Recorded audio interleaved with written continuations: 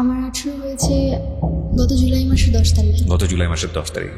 So 18 বছর মানে ধরে নেওয়া হচ্ছে যে শি ইজ অ্যাডাল্ট এবং তার বিচার বুদ্ধি করার ক্ষমতা আছে এবং সেই জায়গাটা থেকে সে সমাজের অনেক রিয়েলিটিকেই ফেস করতে পারে। তোমার নাম কি?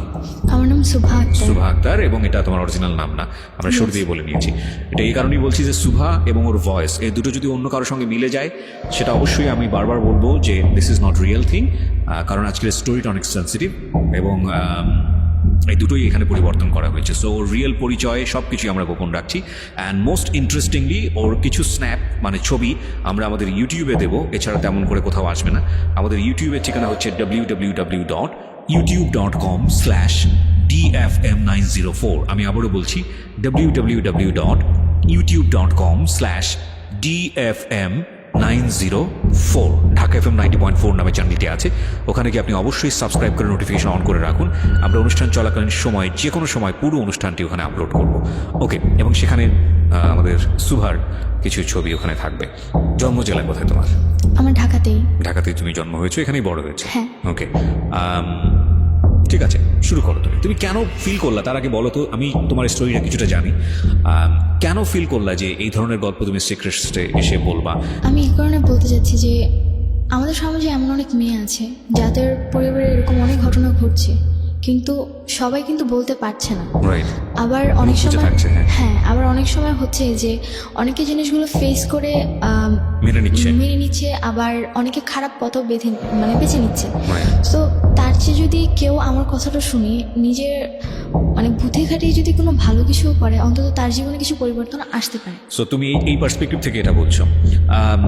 এখানে একটা বিষয় অবশ্যই খেয়াল রাখবেন প্রিয় শ্রোতা, ও যে বিষয়টা নিয়ে আজকে এখানে এক্সপ্লোর করতে যাচ্ছে এটা অত্যন্ত সাহসী একটা পদক্ষেপ আমি বলবো, কিন্তু এটা থেকে আসলে বের হওয়ার জন্য কোনো রিমেডি আছে কিনা সেটা আমরা পুরো স্টোরিটা শোনার পরে সবাই মিলে ডিসকাস করতে পারি। চলো শুরু করো একেবারে ছোটবেলা থেকে, যেখান থেকে তুমি বলতেছি। আমরা ব্যাকগ্রাউন্ডে থাকবো প্রথমে। আমার আজকে 18 বছর বয়স। আমি ছোটবেলা থেকে বড় হয়েছি ঢাকাতেই। আমার জন্ম হওয়ার 3 মাস পর আমার বাবা বাইরে চলে যায়। জি। দেন 3 তুমি কি বড় সন্তান? হ্যাঁ, আমি আমার ফ্যামিলির বড়। কয় ভাই বোন তোমরা? আমরা 3 ভাই বোন, আমি সবার বড়, আমার ছোট 2 ভাই আছে। ছোট 2 ভাই আছে, ওকে। তো বাবা চলে যায়, তো তখন আমি অবশ্যই ছোট ছিলাম। আমার মুখে যতটুকু শোনা যে আমি বাবা আর মায়ের দিক থেকে খুব সেন্সিটিভ ছিলাম। আমার বাবার একটা ছবি ছিল বাসায়, আমি আমার বাবার ছবি ছাড়া কাউকে বাবা বলতাম না। ওকে। এমনকি আমার চাচা ছিল, কাকা ছিল, তারাও অনেক সময় চেষ্টা করতো তাদেরকে বাবা বলানোর জন্য, কিন্তু আমি কখনোই বলতাম না। আমার বাবার ছবি দেখেই বলতাম যে উনি আমার বাবা। ওকে। অ্যান্ড 3 বছর পর যখন আমার বাবা বাইরে থেকে আসে, সৌদি আরবে ছিল যখন আসে, তখন আমার বাবার গাল ভর্তি দাঁড়িয়ে ছিল। অ্যান্ড 3 বছর আগে সে যেমন ছিল বা আমার ছবিতে যেরকম ছিল সেরকমটা ছিল না। দেন আমার মা আমার বাবাকে পরিচয় করে দেয় যে আমি আমার বাবা উনি। তো স্বাভাবিক আমরা মায়ের মুখে শুনেই জানি যে ইনি আমার বাবা, বা আমাদের সাথে যাদের পরিচয় করে দেবে তারাই তাদেরই আমার পরিচয়ভাবে চিনি। তো আমি আমার বাবার ছবি দেখে তার সাথে যখন ফেস মিলাই, দেন আমার কাছে ভালো লাগে না। অ্যান্ড ফেস মিলছিল না, অ্যান্ড ছোটো ছিলাম, বুঝিনি। অ্যান্ড আমি তাকে বাবা বলে মেনে নিইনি। শুধু তাই নয়, আমি কখনো তাকে বাবা বলে ডাকতামও না। দেন ধীরে ধীরে যখন আস্তে আস্তে বড় হতে লাগলাম, তখন তার ফেসের সাথে বুঝতে লাগলাম যে না, উনি আমার বাবা। দেন মেনে নিয়েছি।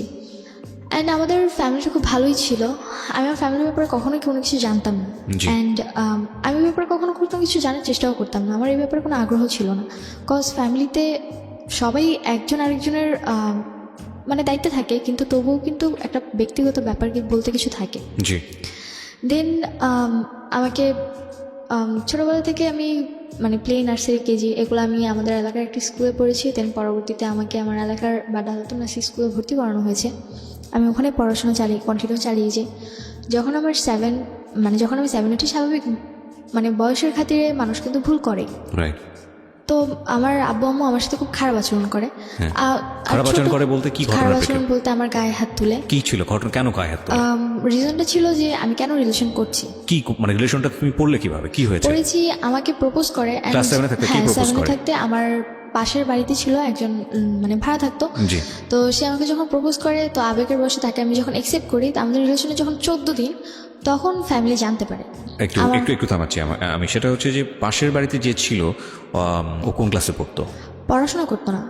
ও কি তোমার চেয়ে বয়সে অনেক বড় ছিল? হ্যাঁ বড় ছিল বয়সে, পড়াশোনা 2-3 বছর আগে ছেড়ে দিয়েছে আচ্ছা, অ্যান্ড জব করতো। তোমার চেয়ে বয়সে অনেক বেশি অনেক বড়? বেশি বড় ছিল। আচ্ছা, অনেক সে বেশি- তোমাকে প্রপোজ করে? হ্যাঁ। আচ্ছা, তো যখন আমি অ্যাকসেপ্ট করি আব্বু আম্মু আমাকে তেমন কিছু বলেনি, জাস্ট তোমার আব্বু আম্মু জানলো কিভাবে আব্বু বিষয়টা? আম্মু জানতে পেরেছে আমি আব্বুর ফোন দিয়ে কথা বলছিলাম। আচ্ছা, দেন আব্বুর ফোনে নাম্বারটা ছিল অ্যান্ড রাতের বেলা সে চাচ্ছিল যে আমার সাথে দেখা করবে। আচ্ছা, অ্যান্ড আমার মনে খুব ভয় ছিল, তো আমি ফোনটা সাইলেন্ট করে আমার বালিশের নিচে রেখে ঘুমিয়ে পড়েছিলাম। ওকে, দেন হঠাৎ করে আব্বু ঘুম থেকে উঠে দেখে যে বাইরের লাইট জ্বলছে অ্যান্ড আব্বুর ফোন কাছে নি।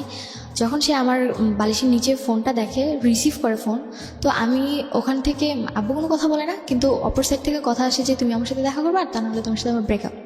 ওকে, এই ধরনের কথা আছে? হ্যাঁ। ওকে, তো পরে এই কথাটা শোনার পর আব্বু খুব রেগে যায় অ্যান্ড আমাকে ওই দিন খুব মারে অ্যান্ড আমার পড়াশোনাও অফ করে দিতে চেয়েছিল, কিন্তু আম্মু কোনোভাবে হয়তো বা আমার পড়াশোনা বাবা এর আগে কি তোমার কখনো গায়ে হাত তুলেছে?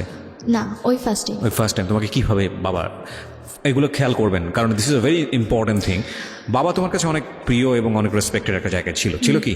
ওকে, সো তোমাকে বাবা ওই ঘটনা জানার পরে তোমাকে বাবা কি করেছে আমাকে একটু আমাকে প্রথমে 2-3টা থাপ্পড় মারে। জিজ্ঞেস করেনি যে কি হয়েছে হ্যাঁ, ঘটনাটা? আমাকে জিজ্ঞেস করেছিল, দেন আমাকে বলার কোনো স্কোপ দেয়নি। আমি কিছু বলার আগে উনি আমাকে মারতে শুরু করে অ্যান্ড তোমার ওই সময় ফিলটা কি ছিল যে যখন এরকম একটা ঘটনা, তোমার ক্লাস 7-এ বয়স খুব বেশি হলে 12 থেকে 13, তোমার বাবা এটা জেনে গেছে এবং তুমি তো নিজে থেকেই ভয় পাওয়ার কথা? হ্যাঁ, আমি খুব ভয় পেয়ে গিয়েছিলাম অ্যান্ড আমি বলছিলাম যে আব্বু আমার কথাটা শোনো, আমি সরি যে আমি ভুল করছি, অন্তত আমার কথাটা শোনো। তারপরে তার একটাই কথা ছিল, কেন তুমি ফোন ধরবা আর কেন বা তুমি কথা বলবা। ওকে, অ্যান্ড যে ঘরে যে মাটি খোঁড়ার জন্য শাপলগুলো থাকে, আমরা যেগুলোকে বলে থাকি, জি, তো আব্বু আমাকে ওটাতে অনেকক্ষণ মারে অ্যান্ড আমার হাত পা কেটে যায়। তো শাবল দিয়ে মারে তোমাকে? হ্যাঁ, আচ্ছা, আর ওটা মানে রড জাতীয় ছিল, যার কারণে হাত পা কেটে গিয়েছিল। দেন পরবর্তীতে আম্মু জিনিসটা হয়তোবা তার কাছে খুব খারাপ লেগেছিল, তো এই কারণে আম্মু পরে আব্বুকে আটকায়, পরে আমাকে আর কিছু বলে না। দেন তারপর থেকে আব্বুর সাথে আমার কথা বলা সব কিছু কমে যায়, কজ আমার একটা জিনিসই মানে মনে হচ্ছিল যে আমার কথাটা কেন সে শুনলো না, আমার তোমার কথাটা ভিতরে কি একবার শুনতো। মানে ভয় কাজ করে নাকি রাগ কাজ করে? কোনটা? ভয় রাগ দুটোই। ভয় রাগ দুটোই, ওকে। তারপরে দেন পরবর্তীতে আমার লাইফে আর তেমন কোনো ঘটনা ঘটেনি। ক্লাস 8-এ আমি জিএসসি পরীক্ষা দেওয়ার পর ওই ছেলেটার সঙ্গে সম্পর্ক কি হলো? ওই ছেলের সাথে পরে ব্রেকআপ হয়েছে। ব্রেকআপ পরবর্তীতে কি তোমার থেকে হয়েছে নাকি তোমার আব্বু আমার থেকে হয়েছে। নাকি তোমার আব্বু গিয়ে কোনো স্টেপ নিয়েছে ছেলেটাকে? আব্বু কি স্টেপ নিয়েছিল বলতে, আমাকে তারপর প্রতিদিনে আব্বু স্কুলে দিয়ে আসতো, নিয়ে আসতো আচ্ছা, অ্যান্ড পরবর্তীতে ছেলেটা আমাকে জাস্ট একটাই কোশ্চেন করেছিল যে রিলেশনে কি তুমি কন্টিনিউ করবা নাকি করবা না। পরে তোমার আমার ফ্যামিলিতে যে এত বড় ঘটনা ঘটে গেছে কিছু জানতো না, না? সে কিছু জানতো না। আচ্ছা, তো পরে আমি বলেছি যে না, আমার পক্ষে সম্পূর্ণ কন্টিনিউ রাখা, কজ আমি অলরেডি আমার আব্বু আমাকে অনেক কষ্ট দিয়েছি, আমার কথাটা ছিল এরকম। পরে সে বলে যে ওকে ঠিক আছে। তো তারপর তার সাথে আমার কোনো কন্ট্যাক্ট হয়নি। অবশ্য তার নাম্বারটা আমার মুখস্থ ছিল না, আমি কার্ড থেকে তার নাম্বার অলওয়েজ তুলতাম, আর কার্ডটা পরবর্তীতে আব্বু আমার ব্যাগ থেকে ফেলে দেয়, ওকে, যার কারণে আমার পরবর্তীতে আর কোনো কথা হয়নি। তো ক্লাস 8-এ জিএসসি এক্সাম সময় বাবা ছিল, দেন জিএসসি এক্সাম শেষ ডিসেম্বর 1 তারিখে বাবা কাতার চলে যায়। আচ্ছা, অ্যান্ড তারপরে আব্বু যে আবার 1 মাস পর আম্মা আমার হাতে একটা ফোন ধরিয়ে দেয়। আচ্ছা, সেটা হচ্ছে নোকিয়া ফোন, টাচ ফোন ছিল, মানে নতুন মডেল যেটা বের হয়েছিল। ওকে, তো পরে নতুন ফোন ছিল, অনেক খুশি ছিলাম আমি। তো আমি বুঝতাম না তখন যে কী হচ্ছিল। তো রাতে আমি এফএম শুনতাম বা ফোনে ফেসবুক ইউজ করতাম, তখন আম্মু দেখতাম রাতের পর রাত জেগে কথা বলে। তো তোমাকে ফোন দিল, এটা কি তুমি চেয়েছিলে নাকি এমনিতেই তোমাকে দিল? নিজে থেকেই তারা দিয়েছিল। নিজে থেকেই দিল? হ্যাঁ। যে তুমি এটা ইউজ করো? হ্যাঁ, এটা আমাকে ইউজ করো, কাজ আম্মু অনেক সময় বাইরে যেত, বাসায় কন্ট্যাক্ট করতে হতো, এই কারণে সে আমাকে ফোনটা দিয়েছিল। ওকে, তুমি কি এটা স্কুলে নিয়ে যেতে পারতে? না, স্কুলে allow আমাদের ছিল অ্যালাউ না? ছিল না। ওকে, তো পরবর্তীতে আম্মু রাতে যারা জেগে কথা বলতো, তো আমি ভাবলাম যে হয়তো যদি আব্বুর সাথে কথা বলে, কজ আব্বু তখন নতুন বাইরে গিয়েছে। তো পরবর্তীতে জানতে পারলাম যে আব্বুর ফোন ছিল না, বাইরে যখন যায় তখন তার কাছে ফোন ছিল না, অ্যান্ড সে আরেকজনের ফোন নিয়ে আম্মুর সাথে 2-1 মিনিট করে কথা বলতো। তো পরবর্তীতে আমি আম্মুকে কোশ্চেন করলাম যে তুমি কার সাথে কথা বলো। পরে আম্মু বললো যে আমার এক রিলেটিভের সাথে কথা বলি, আর কথাটা হচ্ছে যে আম্মুর বিয়ের আগে, আম্মুর বিয়ে হয়েছিল 18 বছর, আই মিন এসএসসি এক্সামের আগে। তো তার আগে তার একটা রিলেশন ছিল। ওকে, দেন রিলেশন ছিল, সে তাকে খুব লাভ করতেন, তাদের মধ্যে খুব ঘনিষ্ঠ সম্পর্ক ছিল। অ্যান্ড যখন আম্মুর ফ্যামিলিটা জানতে পারে, আমাকে একটা বিয়ে দিয়ে দেয়। সেটাই তোমার বাবা ছিল? না, সে ছিল একটা স্কুল মাস্টার ছিল। ওকে, তার সাথে যখন আমার মায়ের বিয়ে দেয় তারপর 6 মাস সংসার হয়, দেন আম্মু নাকি তার সাথে সংসার করতে চায়নি, আচ্ছা, যার কারণে সেখান থেকে আম্মু চলে আসে অ্যান্ড পরবর্তীতে তাদের ডিভোর্স করিয়ে দেওয়া হয় অ্যান্ড তার 3 মাস পর আমার আব্বুর সাথে বিয়ে হয়। এটা কি তোমার আব্বু আম্মু কি এটা কি অ্যারেঞ্জ ম্যারেজ ছিল নাকি ফ্যামিলি অ্যারেঞ্জ ম্যারেজ ছিল, দুপক্ষ থেকে অ্যারেঞ্জ ছিল? হ্যাঁ। ওকে, তো আমি এই ব্যাপারগুলো জানতাম না। কোথা থেকে জেনেছো তুমি এটা? আমার একটা ফ্রেন্ড ছিল, আমার আম্মুর আবার বান্ধবী ছিল, তো তার মেয়ে আবার আমার ফ্রেন্ড। এখানে একটু মাফ করবেন প্রিয় শ্রোতা, আজকে আমি প্রচুর ইন্টারাপ্ট করবো। সাধারণত আমি গল্পে কখনো ইন্টারাপ্ট করি না, মানে সচেতনভাবেই পুরো গল্পটা শুনে যাই এবং লাস্টে গিয়ে কথা বলি। কিন্তু আজকে ইন্টারাপ্ট করার বিশেষ কারণ আছে, কারণ আমি চাই গল্পের ভেতরটা, ব্যাকগ্রাউন্ডটা খুব চমৎকারভাবে উঠে আসুক। নইলে সামনে আমরা যে সিচুয়েশনটা ফেস করতে যাচ্ছি সেটার অনেক প্রশ্নের উত্তরই মিলবে না। কজ আমরা যে ব্যাকগ্রাউন্ডটা আপনারা আছেন, এই ব্যাকগ্রাউন্ডটা খুব ভালো করে শুনবেন, প্রত্যেকটা বিষয় খুব ভালো করে শুনবেন। অলরেডি আমরা দুটো ঘটনার মুখোমুখি হয়েছি। নাম্বার 1, সেটা হচ্ছে ক্লাস 7-এ থাকতে ওকে যেভাবে এই একটা ঘটনার প্রেক্ষাপট ওকে যেভাবে টর্চার করা হলো সেটাও খুব ভালোভাবে নিতে পারেনি, যদিও বিষয়টা পরবর্তীতে মিনিমাইজ হয়ে গেছে, কিন্তু সাবসিকুয়েন্ট মাইন্ডে বিষয়টা থাকার কথা। 2 নাম্বার হলো ও ফোন না চাইতে ওকে ফোন দেওয়া হয়েছে, যেটা ওর ভাষ্য। আর আরেকটি বিষয় খেয়াল রাখবেন, এখানে ও যেটা বলছে সেটাই যে স্পষ্টভাবে সব কিছু সত্য সেটা নয়, তবে সেটাকে বিশ্বাসযোগ্য জায়গায় নিয়ে যাওয়ার জন্যই আমাদের এত বেশি প্রশ্ন। হ্যাঁ, তো এই বিষয়টা তুমি কবে জেনেছো? জেনেছি আমার বাবা যাওয়ার 1 মাস কি 1.5 মাস পর। 1 মাস কি 1.5 মাস পর জানার পরে তুমি তোমার মাকে এটা জিজ্ঞেস করেছো? হ্যাঁ। আচ্ছা, তো আমি যখন আমার ফ্রেন্ডের আম্মুর মুখ থেকে কথাটা শুনি, আমি মানে অবাক হয়ে যাই যে how is that possible. And আমি ছোটোবেলা থেকেই বিয়ে করা বা একজনের সাথে ফিজিক্যাল করা বা আরেকজনের সাথে করা, এই জিনিসগুলো আমার খুব অপছন্দনীয় ছিল। আমি এগুলো কখনোই পছন্দ করতাম না। তো পরবর্তীতে আমার মানে খুব খারাপ লাগে যে আমি এমন একটা মায়ের মেয়ে। তবুও মানে এটা মনে হয়েছিল যে না, এখন হয়তো বা আমার মা খুব ভালো হয়ে গেছে বা সে হ্যাপি আছে আমার বাবাকে নিয়ে। তুমি কি করলে জানার পরে? জানার পর আমি বাসায় আসছি, সেদিন আমি আম্মুকে কিছুই বলি না। পরের দিনটা ছিল ফ্রাইডে, তো আমার স্কুল অফ ছিল। আমি ঘুম থেকে উঠছি ওই দিন 10টার দিকে, অ্যান্ড উঠার পর আমার মানে মন মানসিকতা ভালো ছিল না। অ্যান্ড আম্মু আমাকে বকাবকি করতেছিল যে কেন তুমি এত লেট করে ঘুম থেকে উঠছো, আর এত লেট করে কেউ ঘুম থেকে উঠে পড়াশোনা করো না, শুধু বাইরে আড্ডা মারো, আবার ফোন নিয়ে সারাক্ষণ টিপাটিপি করতে থাকো, কেন তুমি এগুলো করছো? তো পরবর্তীতে আমি আম্মুকে কোশ্চেন করলাম যে একটা সময় তো তুমি এগুলো করছো। আমার কথাটা ফার্স্টে এরকম ছিল, ফার্স্ট ছিল যে একটা সময় তুমি এরকম করেছো। Note that point please. হ্যাঁ, অ্যান্ড পরবর্তীতে আম্মু বলল যে আমি এগুলো করেছি মানে। তো আম্মু তখন রুটি বানাচ্ছিল, হাতে বেলুন ছিল। পরে আমি বললাম যে কেন তুমি করোনি, তোমার আগে একটা রিলেশন ছিল, অ্যান্ড পরবর্তীতে জানলাম যে তোমার আরও নাকি আরেকটা বিয়েও ছিল।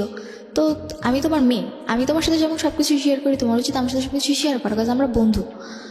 পরে আম্মু আমাকে মানে হয়তো তার মাথা বেশি গরম হয়ে গিয়েছিলো, কথা বলার ধরনটা হয়তো আমার ভালো ছিল না, তো এই কারণে উনি আমাকে বেলুন দিয়ে 2টা বাড়ি মারে। হ্যাঁ, অ্যান্ড তখন আমার মাথায় আরও বেশি গরম হয়েছে যে আমি অলরেডি জেনেছি অন্য কারোর কাছ থেকে, তোমাকে জিজ্ঞাসা করছি, তুমি আমাকে সুন্দরভাবে অ্যান্সার না দিয়ে তুমি আমার গায়ে হাত তুলছো কেন? তো আমি পরবর্তীতে আমার সাথে অনেক তর্ক করি, আমি আর কোনো কথা বলি না। তোমাকে একটু থামাচ্ছি, 2টো পয়েন্ট আমরা গিয়েছি এবং 2টো পয়েন্টই খুব সেন্সিটিভ পয়েন্ট। আমি কারণ গল্পটা যখন সামনের দিকে চলে যাবে তখন আপনারা এগুলো ভুলে যাবেন। আমি 2টো পয়েন্টে একটু 2 মিনিট কথা বলতে চাই। নাম্বার 1, যখন ওকে গায়ে হাত তোলা হলো ক্লাস 7 অবস্থায়, ওর একটা সম্পর্কে জড়িয়ে যাওয়া, এবং এই সময় ওর কিন্তু ভালো মন্দ বোঝার বয়স না। এই বিষয়টা প্যারেন্টসদের খুবই সেন্সিটিভলি ডিল করা উচিত। কেন ডিল করা উচিত? ওর লাইফে একটা সময় সম্পর্ক আসবে, সেটা খুব স্বাভাবিকভাবেই হবে। ওকে প্রথমেই যদি এই ধরনের একটা ধারণা দিয়ে দেওয়া হয়, তাহলে স্বাভাবিকভাবেই অন্য কোনো যখন পরিণত বয়সে একটা সম্পর্ক আসার কথা, তখন ওর মাথার মধ্যে কিন্তু এই জিনিসটা কাজ করবে, যেটা খুব খারাপ জিনিস, এবং ওইটা তো স্বাভাবিক হতে পারবে না। এটা একটা। আরেকটা বিষয় যেটা যে এতে হিতে বিপরীত হতে পারে, মানে ওর গায়ে যেভাবে হাত তোলা হয়েছে তাতে করে কিন্তু খুব রাফ ডিসিশন নিয়ে ফেলতে পারে, কারণ বয়সটা খুবই ইয়াং বয়স। তো সেই জায়গাটা থেকে ওকে ডিল করা উচিত ছিল খুব সফটলি, যেটা প্যারেন্টস করেননি। মায়ের ভুলটা দেখেন, ও হ্যাঁ, এটা এখানে ওরও একটা ভুল আছে, সেটা হচ্ছে যে যখন ওর বান্ধবীর মায়ের কাছ থেকে বিষয়টা জানলো, ওর উচিত ছিল মাকে এসে জিজ্ঞেস করা যে মা এরকম ঘটনা ঘটেছে কিনা। খুব স্বাভাবিকভাবেই একটা সন্তান ওই বয়সে সে ভালো মন্দ বোঝে না, তার খারাপ লাগাটা খুব স্বাভাবিক, কারণ যেহেতু ওর স্বাভাবিকভাবেই এই জিনিসটাকে প্রেজেন্ট করা হয়েছে, কিন্তু ও সেটা করেনি। এবং এর প্রেক্ষাপটে ওর মা এসে যেই ব্যবহারটা করলো সেটা আরও ভয়ানক রকমের ভুল। একটা জিনিস আমরা হয়তো অ্যাকসেপ্ট করে নিলাম, যেহেতু ওর বয়স ছোট এবং ও যেহেতু বিষয়টা বোঝেনি, ও এসে ও মাকে ওইভাবে বলতে পারেনি, সে কারণে সে খুব রাফলি জিনিসটাকে প্রেজেন্ট করেছে। কিন্তু ওর মার উচিত ছিল বিষয়টা ওর কাছ থেকে খুব সুন্দর করে জেনে তারপর ওকে খুব সুন্দর করে বুঝিয়ে দেয়া। আমরা যেই প্রযুক্তির যুগে বসবাস করি, সেখানে আমাদের সন্তানেরা আমাদের অতীত জানবে না, এটা হতেই পারে না।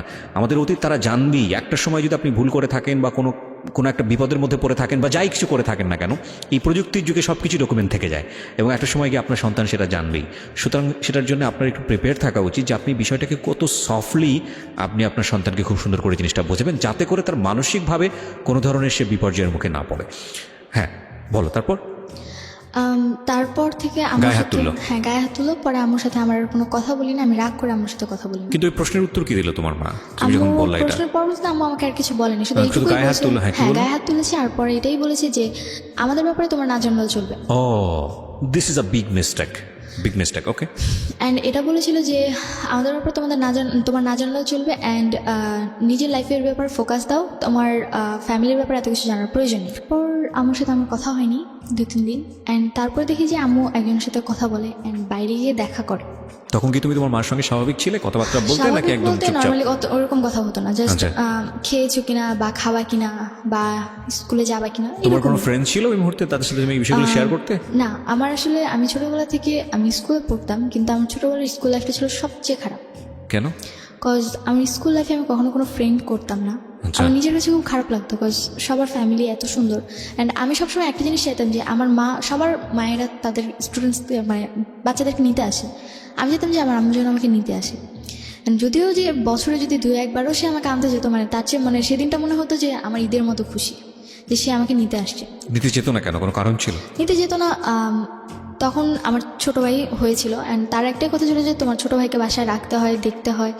তো আমি বাসায় কি করে কেউ যাবো? ছিল না? না, বাসায় কেউ ছিল না। সো তুমি তোমার জায়গা থেকে এটা ফিল করতে, কিন্তু তোমার মায়ের জায়গা থেকেও বিষয়টা লজিক্যাল ছিল। হ্যাঁ লজিক্যাল ছিল। তো কিন্তু তোমাকে এই সুন্দর কারণে করে আমি কিছু বোঝাতো না বলতাম বিষয়টা যে দেখো বাবা আমার এরকম সমস্যা, যে কারণে না, নিতে যেতে এরকম পারে? কখনো বুঝাইনি। মানে আচ্ছা। আমার মায়ের আচরণ ছোটবেলা থেকে অনেক রাফ ছিল, Rough। অ্যান্ড একটা মা উনি তো একটা মানুষের নিম্ন স্তরে যেই বকাবকি করে বা স্ল্যাং, হ্যাঁ কটু কথা বলা। কটু কথা বলে, মানে একটা মানুষের নিম্ন স্তরের চেয়ে নিচু কথা উনি আমাকে বলতো। আমি আগেই বলেছি আজকে আমি অনেক ইন্টারাপ্ট করব। আমি আপনাদের যারা রেডিওতে এটা শুনছেন তাদের হয়তো মনে হতে পারে যে এটা কীভাবে সম্ভব। আমি আমার একটা গিবত হয়েছে, আল্লাহ মাফ করুক। আমি জাস্ট একটা এক্সাম্পল দিই। আমার পাশের বাসায় এরকম একটা ঘটনা ঘটে রেগুলারলি। মেয়েটার বয়স আমি জানি না, এবং হঠাৎ করে সেদিন আমি শুনছিলাম, বাসায় ছিলাম অল্প সময়ের জন্য, মা এবং মেয়ের কনভারসেশন। মা মেয়েকে যেভাবে গালি দিচ্ছে, যে কথাগুলো বলছে, সেটা আমার কাছে কোয়াইট আনথিঙ্কেবল মনে হয়েছে। এবং মাঝে মাঝে দেখছিলাম যে মেয়েটার প্রতিবাদ করছে, ছোটো ছোটো অল্প অল্প প্রতিবাদ করছে। তোমার একটা সময় মনে হচ্ছিল যে এই মেয়েটার ভয়েসটা একটা সময় লাউড হয়ে যাবে, মা তখন আর কিছু বলতে পারবে না। কারণ বিষয়টা আসলে তাই হয়, আমরা যত কিছুই থাকি না কেন, হয়তো ওই মায়ের লাইফে একটা গল্প আছে, সে অনেক বেশি ফ্রাস্ট্রেটেড, নিশ্চয়ই আছে, নইলে মেয়ের সঙ্গে এত খারাপ ব্যবহার কেন করবে। কিন্তু এটা একটা না মানে শস্য জমির মতো, আপনি যে কাজটা করছেন সেটার রেজাল্ট আপনাকে পেতেই হবে। এবং আপনি একজনের উপর ফ্রাস্ট্রেটেড হয়ে যদি আপনি আপনার সন্তানের সাথে খারাপ ব্যবহার করেন, আপনার সন্তান এটা কড়াই গন্ডে আপনাকে দিয়ে দিবে, ব্যাগ দিয়ে দিবে। যাই হোক, বলেন তারপর। তো আমার সাথে প্রচুর খারাপ ব্যবহার করতো, উঠতে বসতে খেতে বসলে অনেক খারাপ আচরণ করতো। অ্যান্ড মানে মাঝে মধ্যে নিজের কাছে এটা মনে হতো যে আল্লাহ কেন আমাকে বাঁচায় রাখছে, বা আমি কেন মরে যাই না। ওকে। তো এক পর্যায়ে সুইসাইড অ্যাটেম্পের চিন্তা করলাম ওই যে ক্লাস 7 থাকতেই? তখন আমি ক্লাস 9-এ Class মানে 9 প্রথম দিকে ভর্তি হয়েছি। ওকে। তো ইচ্ছে করছিল যে বেঁচে থাকার চেয়ে মরে যাওয়াটা হয়তো আমার কাছে অনেক বেশি বেটার। তো আমার আম্মুর সাথে একটা ছেলের মানে নর্মালি কথা হতো, আমি শুধু জানতাম, কখনো দেখিনি। তো হঠাৎ একদিন রোজার মাস, তখন আমার বাসায় আসছে সে। তো তখন আমার বাসায় তাকে দেখে আমি অবাক যে কে এই লোকটা। অ্যান্ড সে দেখতে নর্মালি সুন্দর ছিল, তো আমার ভালো লাগে, কিন্তু আমি কখনো তাকে কথা বলতাম না। অ্যান্ড পরবর্তীতে যখন দেখলাম যে রাতের পর রাত আম্মু তার সাথে কথা বলতেছে, আমার নিজের কাছে তার প্রতি একটা ঘৃণা জন্ম নিল যে মানে একটা বিবাহিত মহিলা তার সাথে কী করে সে এত রাত জেগে কথা বলে। আর সে যে কিনা সে অনার্স 3rd ইয়ারে পড়ছে, একটা ছেলে। নিজের কাছে খুব খারাপ লাগতো। আমি তুমি তোমার মাকে জিজ্ঞেস করলো না যে হ্যাঁ, ছেলেটা আমি বাসায় জিজ্ঞেস আসলে করেছি। ছেলেটাকে? সে ছিল পরে বললো যে আমাকে পরিচয় করিয়ে দিল যে আমি তাকে আমার ভাই বলে জানি, তোমার মামা। তোমার মামা? হ্যাঁ, আমার মামা। পরে আমি বললাম যে আচ্ছা ঠিক আছে। তো আমি কখনো তার সাথে কথা বলতাম না, আমি পছন্দই করতাম না তাকে, কোনোভাবেই পছন্দ করতাম না, আমার বিরক্ত লাগতো তাকে দেখলে। তো সে যদি বাসায় আসতো আমি বের হয়ে যেতাম, বা সে যদি ঘরে থাকতো আমি অন্য রুমে গিয়ে বসে থাকতাম, কখনো তার সাথে কথা বলতাম না। বাট তোমার তো উল্টো আচরণ হওয়া উচিত, যে একটা যাকে তুমি পছন্দ করছো না এবং তুমি গেস করছো যে তার মা, তোমার মা ছেলেটার সঙ্গে কথাবার্তা বলছে, তো তুমি তাকে কেন স্পেস দিচ্ছ? তুমি তো তোমার মায়ের রুমেই বসে থাকা উচিত ছিল। বসে থাকার বলতে আমার ভালো লাগতো না তাদের কথা শুনতে, আর তারা যেরকম কথা বলতো আমার পছন্দ হতো না, বিরক্ত লাগতো। তোমার সামনেই এটা করতো? হ্যাঁ, আমার সামনে করতো। কি ধরনের কথা পরবর্তীতে চলে যেতাম, মানে তারা একসাথে বসে কথা বলতো, আবার ছেলেটা আমার হাত ধরতো, এগুলো আমার পছন্দ ছিল না। তোমার সামনে এটা করতো? হ্যাঁ, আমার সামনে এটা করতো। তোমাকে অ্যাভয়েড করতো? তুমি এগুলো পছন্দ করতে না? অ্যাভয়েড বলতে যখন একটু বেশি মানে গভীর হয়ে যেত তখন আমাকে বলতো যে একটু বাইরে যাও, দেখো তোমার ভাই কোথায় আছে। ছি ছি ছি ছি। তো পরবর্তীতে এর মধ্যে আমার ছোট ভাই জন্ম নেয়, একদম একটা ছোট। মিনিট একটু থামাচ্ছি, সরি। সেটা হচ্ছে যে যখন এই জিনিসটা হতো তুমি তো একটা গেস করতে যেটা এটা this is a bad thing. হ্যাঁ, bad তো thing। তো তো ওই সময়টাতে তুমি এগুলো কি করতে? তোমার ভেতরের মানে ইমপ্রেশনটা কি হতো? খুব খারাপ লাগতো, ইচ্ছে করতে যে হয় ওকে মেরে ফেলে, মানে আমার মাকে মেরে ফেলে, আর তাহলে নিজে মরে যায়। মানে এতটা খারাপ লাগতো, মানে খুব গিল্টি ফিল হতো নিজের মধ্যে। তো এর মধ্যে মানে যখন এই জিনিসগুলো দেখতাম তার মধ্যে হঠাৎ করে একদিন রাতে দেখি যে আমার বাসায় কেউ একজন আসছে। আমি Okay. আমার রুমে শুয়েছিলাম, আমার বাসায় কেউ একজন আসছে। তো তুমি তোমার মাকে বলতে যে মা এগুলো আমার ভালো এগুলো লাগছে? ঠিক না। হ্যাঁ, আমার বলতাম মাঝে মধ্যে যে আমি এগুলো কেন করো, তো আমি বলতো যে কি করি, কিছুই তো করি না, জাস্ট নর্মালি কথা বলি, মানে তার কথাটা উড়াই দিত। না, তুমি তোমার মাকে বলতে পারছো মা কেন আসবে উনি বাসাতে? হ্যাঁ, আমি বলতাম। পরে বলতো যে আসে ভাই আমার কথা বলতে আসে, মাঝে মধ্যে দেখো না খাবার টাবার নিয়ে আসে, ওনার পছন্দ, এই কারণে আসে, এছাড়া আর কিছু বলতো বাট না। তোমার যে ভালো লাগে না এটা বিষয়টা এটা আমি তুমি বলেছি তাকে, তার কথা একটা, তোমার ভালো লাগলে কে, সে তোমার কাছে আসে না, তুমি কেন এটা মানে কেয়ার করতেছো, তার কথাটা ছিল এরকম। আমি কেন কেয়ার করতেছি, সে তো আমার কাছে আসতেছে না, আসতেছে তার কাছে, তার ভালো লাগছে তোমাদের সে আসছে। বাসাটার আশেপাশে কোনো লোকজন ছিল না? আসলে আমাদের বাসার আশেপাশে যে লোকজন ছিল মানে তারা তাদের মতো বিজি। পাশে একজন হিন্দুদের ফ্যামিলি আছে, ফ্ল্যাট এটা? হ্যাঁ। Okay. তো সে তার মতো থাকতো, আর আমাদের ডান পাশে যারা থাকতো তারাও তাদের মতো বিজি থাকতো, মানে তাদের আচরণটা অনেক খারাপ ছিল, যার কারণে তাদের সাথে কেউ মিশতে পারতো না। মানে এই বিষয়টা কিরকম ছিল যে তোমাদের সঙ্গে তাদের কোনো সম্পর্ক না ছিল না, না? সম্পর্ক ছিল না। ওকে। আর আমাদের আশেপাশে যারাই আসছিল নতুন নতুন আসছিল, তো নতুন নতুন তাদের কারোর তোমার সাথে সঙ্গে তোমার বাবার সম্পর্ক কেমন ছিল? প্রথমে খুব ভালো ছিল, অ্যান্ড 7 এর তো আমি জানি না যে কাহিনীটার পর সময়ের গল্পে আছে ওই সময় কেমন ছিল? ওই সময় অতটা ভালো ছিল না, মানে সে আমার সাথে কথা বলতো না বেশি। বাবাও তোমার সাথে কথা বলতো না, না? কথা বলতো না, জাস্ট কেমন আছো, ভালো আছো, শেষ। ওই বাবা তোমার একটু। সঙ্গে কথা বলতো না কেন? কথা বলতো না, সে বলতো আমি খারাপ হয়ে গেছি, ঘোরাফেরা করি, ফোন ইউজ করি, ফেসবুক চালাই, আর তাদের আমার ফ্যামিলির কাছে ফেসবুক ইউটিউব জিনিসটা ছিল সবচেয়ে খারাপ। ফোন তো তারাই দিয়েছে। হ্যাঁ, তারাই দিয়েছে। অ্যান্ড তারা বলতো যে কেন ফোন দিয়েছি, গান শুনো, নর্মালি ফ্রেন্ডসদের সাথে যদি কথা বলো হয় 2-1 মিনিট কথা বলো, আর আমাদের খবর না হলে নিব, তুমি কেন ফেসবুক ইউজ করো? আচ্ছা। তাদের কাছে ফেসবুক জিনিসটা খুবই খারাপ, মানে তোমার নোংরা আব্বু type-এর কোনো জিনিস আইডি ছিল ফেসবুকে? না, কোনো আইডি ছিল না? আইডি ছিল না। ওকে। তারা তোমার কাছ থেকে পাসওয়ার্ড বা তারা ফেসবুক কিভাবে ইউজ না, করতে হয় কিছুই এগুলো জানতো? নিত না, মানে তারা ইউজ করতে পারতো না পারতো না। ফেসবুকটা জিনিসটা। Okay. তো এই কারণে তারা আরো বেশি খারাপভাবে হোস্ট করতে জিনিসটা। তো পরবর্তীতে যখন এখানে একটা বিষয় একটু বলি প্রিয় শ্রোতা, যেগুলো ভেরি ইম্পর্টেন্ট বিষয়। সেটা হচ্ছে যদি আপনার সন্তান কখনো এরকম ফেসবুক ইউজ করে আপনি এটাকে স্টপ করতে পারবেন না। যদি স্টপ করেন তাহলে যেটা হবে যে সে গোপন করে অন্য কিছুই ব্যবহার করে আপনাকে ধরা দেবে না। সো লেট হিম ফ্রি, তাকে ফেসবুক ইউটিউব সে যেটা করতে দিন। আপনার এক্সেস রাখবেন একটা সার্টেন পিরিয়ড পর্যন্ত, লাইক ও বয়প্রাপ্ত হওয়া পর্যন্ত ওকে সুন্দর করে বোঝাবেন বাবা তুমি যেটাই করো না কেন কোনো প্রবলেম নাই, তোমার পাসওয়ার্ডটা আমার কাছে রাখো, তোমার আইডি টাইডি সব কিছু আমার কাছে রাখো, ওকে তুমি তোমার মতো করে করো।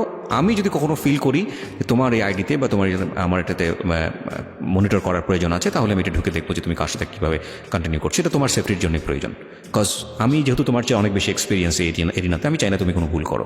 So that is the best way. এরপরে যদি আপনার কোনো বেস্ট ওয়ে জানা থাকে ইউ ক্যান এক্সারসাইজ দিস। বলেন। তো তারপরে একদিন রাতে দেখলাম যে আমার বাসায় একজন আসছে। তো জিনিসটা আমার কাছে কোনোভাবেই ভালো লাগেনি। তো আমি পরে আমার রুমে যে নক করি, অ্যান্ড নক করার পর মানে আমি যেটা দেখি সেটার জন্য আমি একদম তৈরি ছিলাম না।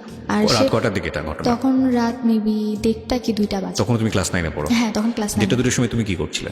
1:30-2টার দিকে বলতে আমি তখন রাত জেগে এফএম শুনতাম। দিনটা ছিল বৃহস্পতিবার। ভূত এফএম আগে ডর হতো মেবি কোনো একটা চ্যানেলে, আমার ঠিক মনে নেই, 89.2-তে। তো আমি সেটা শুনতেছিলাম, আর ওটা তো রাতে 2টা পর্যন্ত হতো। তো সেটা শুনতে শুনতে আমার কানে হেডফোন ছিল, আমি প্রথমে কোনো কিছু শুনিনি যে কেউ আসছে কিনা বা কোনো আওয়াজও পাইনি। পরবর্তীতে যখন আমি ওয়াশরুমে গেলাম তখন দেখলাম যে আমার রুমের লাইট অন করা। ওকে। তো পরে আমি আমার রুমে যখন নক করি, পরে আমার গেট খুলে দেখি যে আমার এক রিলেটিভ। তো আমি তখনও জানতাম না যে তার সাথে আমার আগের রিলেশন ছিল। তো পরবর্তীতে যখন আমি দেখে অবাক, পর আমি জিজ্ঞেস করলাম আপনি এখানে এত রাতে? ছেলেটাকে জিজ্ঞেস করো? হ্যাঁ, ছেলেটাকে চিন্তা জিজ্ঞেস তুমি করলাম। তাকে? হ্যাঁ, চিনতাম, কজ আমার রিলেটিভ হয়। রিলেটিভ বলতে কি ধরনের রিলেটিভ? রিলেটিভ বলতে আমার আম্মুর যার সাথে রিলেশন ছিল তাকে আবার আমার এক খালামণি পছন্দ করতো। তো সে আবার আম্মুর সাথে যখন তার একটু ঝগড়া হচ্ছিল, তো সেই ঝগড়ার সময় আমার ওই খালামণি কোনো একভাবে আমার ওই বয়ফ্রেন্ডকে বিয়ে করে ফেলে। ওকে। বাট ওই সময়ে তুমি যাকে দেখলে তাকে তুমি আগে থেকে চিনতে কিনা? হ্যাঁ, আগে থেকে চিন্তাম। আগে থেকে কিভাবে চিনতে? বিকজ খালামণির সাথে কয়েকবার আমাদের বাড়িতে আসছে, Okay. তো সেভাবে আমি চিনি। খালামণি মানে কি আপন খালামণি ছিল নাকি আপন না, একটু দূরে। তোমার মায়ের বান্ধবী ছিল? না, আমার আম্মুর খালার মেয়ে। তোমার আম্মুর খালার মেয়ে, সেই মেয়ের হাজবেন্ড হচ্ছে এটা? হ্যাঁ। ওকে, তোমার আম্মুর খালা। তো খালা মানে কি আপন খালা? না, সেটাও দূরের? দূরের। তো তার সঙ্গে তোমার দেখা হয়েছে, কোথায় দেখা হয়েছে? সেটা দেখা হয়েছিল, আমি এলাকার ভিত্তিকে নর্মাল খালো হিসেবে চিনতাম তাকে। তো পরবর্তীতে যখন আমার বাসায় দেখি তখন তাকে না না, তুমি আমাকে বলো, কারণ আজকের এই স্টোরিটা খুব সেন্সিটিভ একটা স্টোরি। তুমি ভালো করে গ্রাফ না করতে পারলে অনেকেই বিলিভ করতে পারবে না, এবং সে জায়গা থেকে আমার অনেক প্রশ্ন আছে তোমাকে। তোমার দেখা হয়েছে কোথায় ফার্স্ট তার সাথে? আমার ফার্স্ট দেখা খালামণির সাথে, আমি তাদের বাসা থেকে দেখি। খালামণির সাথে তুমি তাদের বাসায় কেন গিয়েছিলে? ছোটবেলা ছিলাম, তার ছেলে ছিল আমার বয়সী, তো তাদের সাথে খেলতাম। তো একদিন গেছি, আমি খালামণির হাজব্যান্ডকে কখনোই দেখিনি, বিকজ সে বাইরে ট্যুর দিয়ে জব করতো। তো ওই দিন যখন আসে, তো তার সাথে ছোটবেলা তার সাথে একবার আমার দেখা হয়েছিল। অ্যান্ড উনি একটা কারখানায় জব করতো যেখানে কিনা পেন্সিল তৈরি করতো। অ্যান্ড উনি আমাকে একবার পেন্সিল গিফট করেছিল, তারপরেই আমি তাকে চিনি। ওকে, সো এটা কি তোমার বাসার আশেপাশে ছিল? এটা আমার বাসা থেকে কিছু দূরে।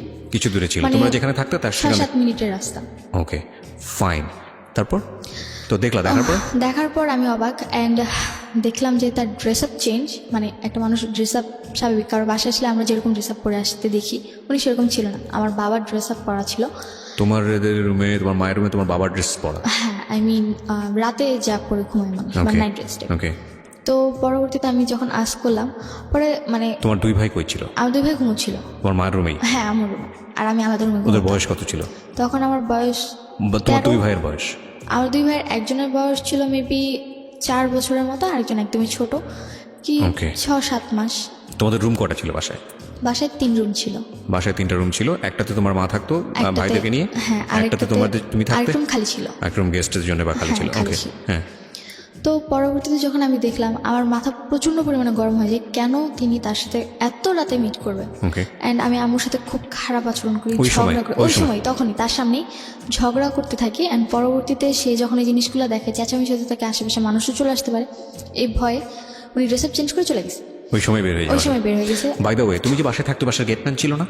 গেটম্যান না, আমাদের বাসার, মানে আমাদের বাসাটা ছিল এরকম যে আমার রুম ভিতরে, তারপর একটা মাঝখানে রুম, তারপর আমার রুম, আমি আবার বাইরের রুমে ঘুমোতাম। তোমার কয়তলায় থাকতে?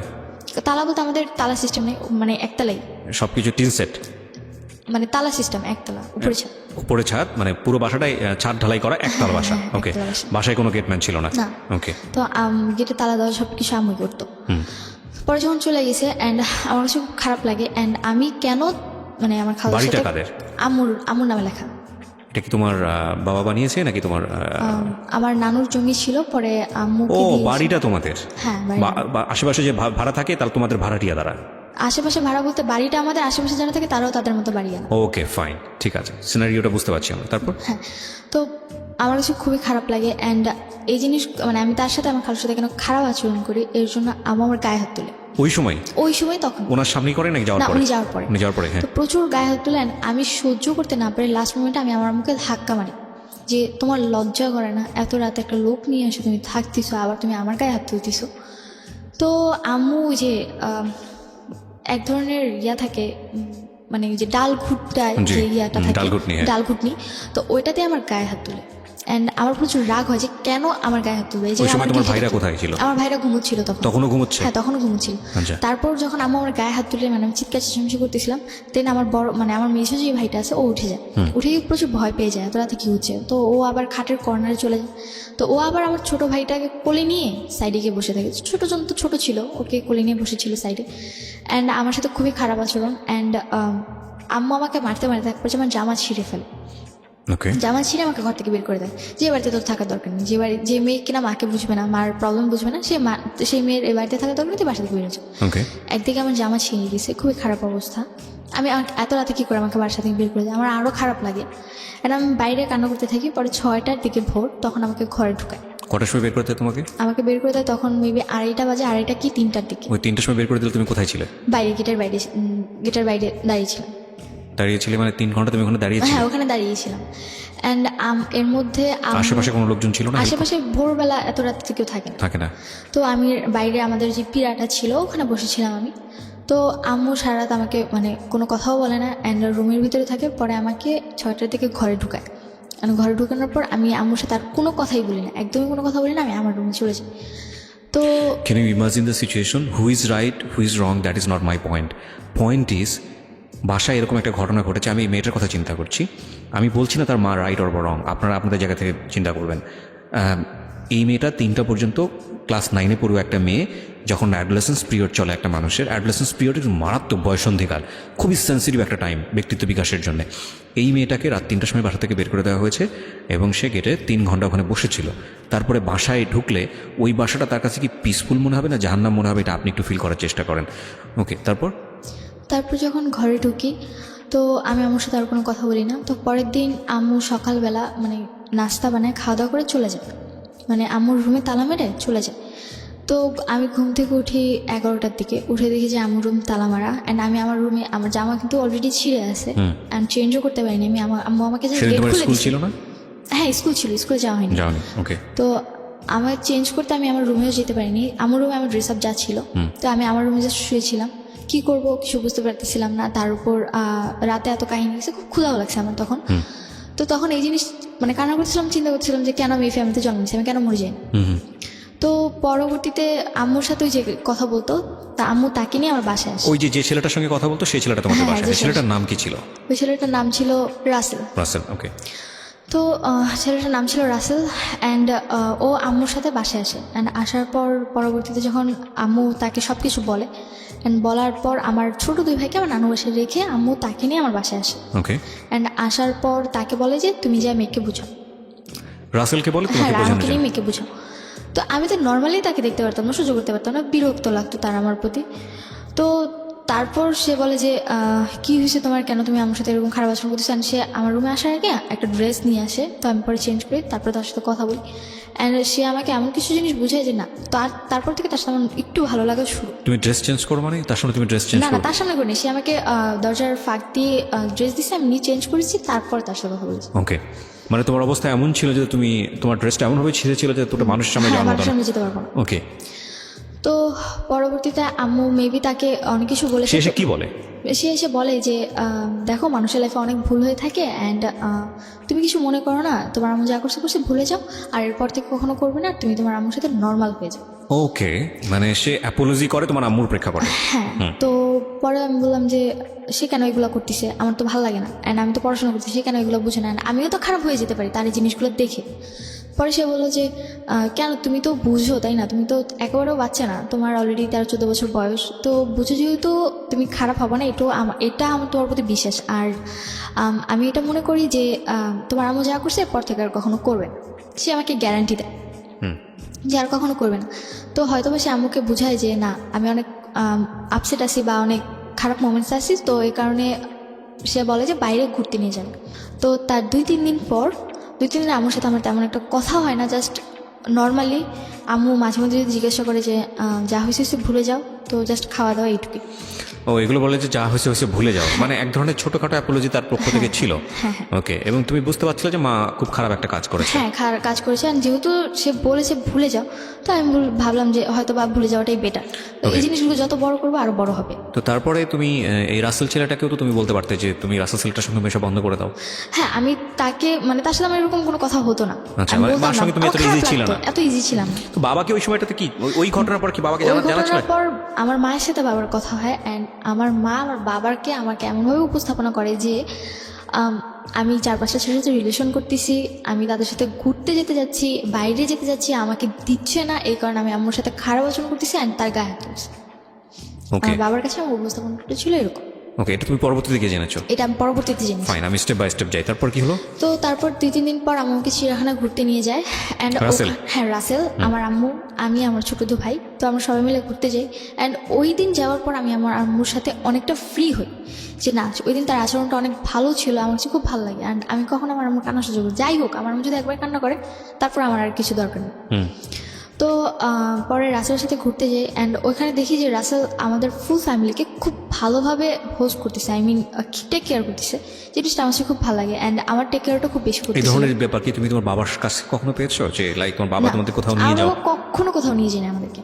আমার যে 13-14 বছর বয়সে আমি কখনো আমার বাবাকে আমাকে মার্কেটে নিয়ে যেতে দেখি। আজকের এই স্টোরিটা is very sensitive story, cause আপনারা বুঝে গেছেন এতক্ষণে যে স্টোরিটা কোন দিকে যাবে। কিন্তু স্টোরি ওই মোমেন্টের জন্য যারা ওয়েট করতেছেন তাদেরকে আমি বলবো যে লিভ দ্য স্টোরি, শোনার দরকার নেই আপনাদেরকে।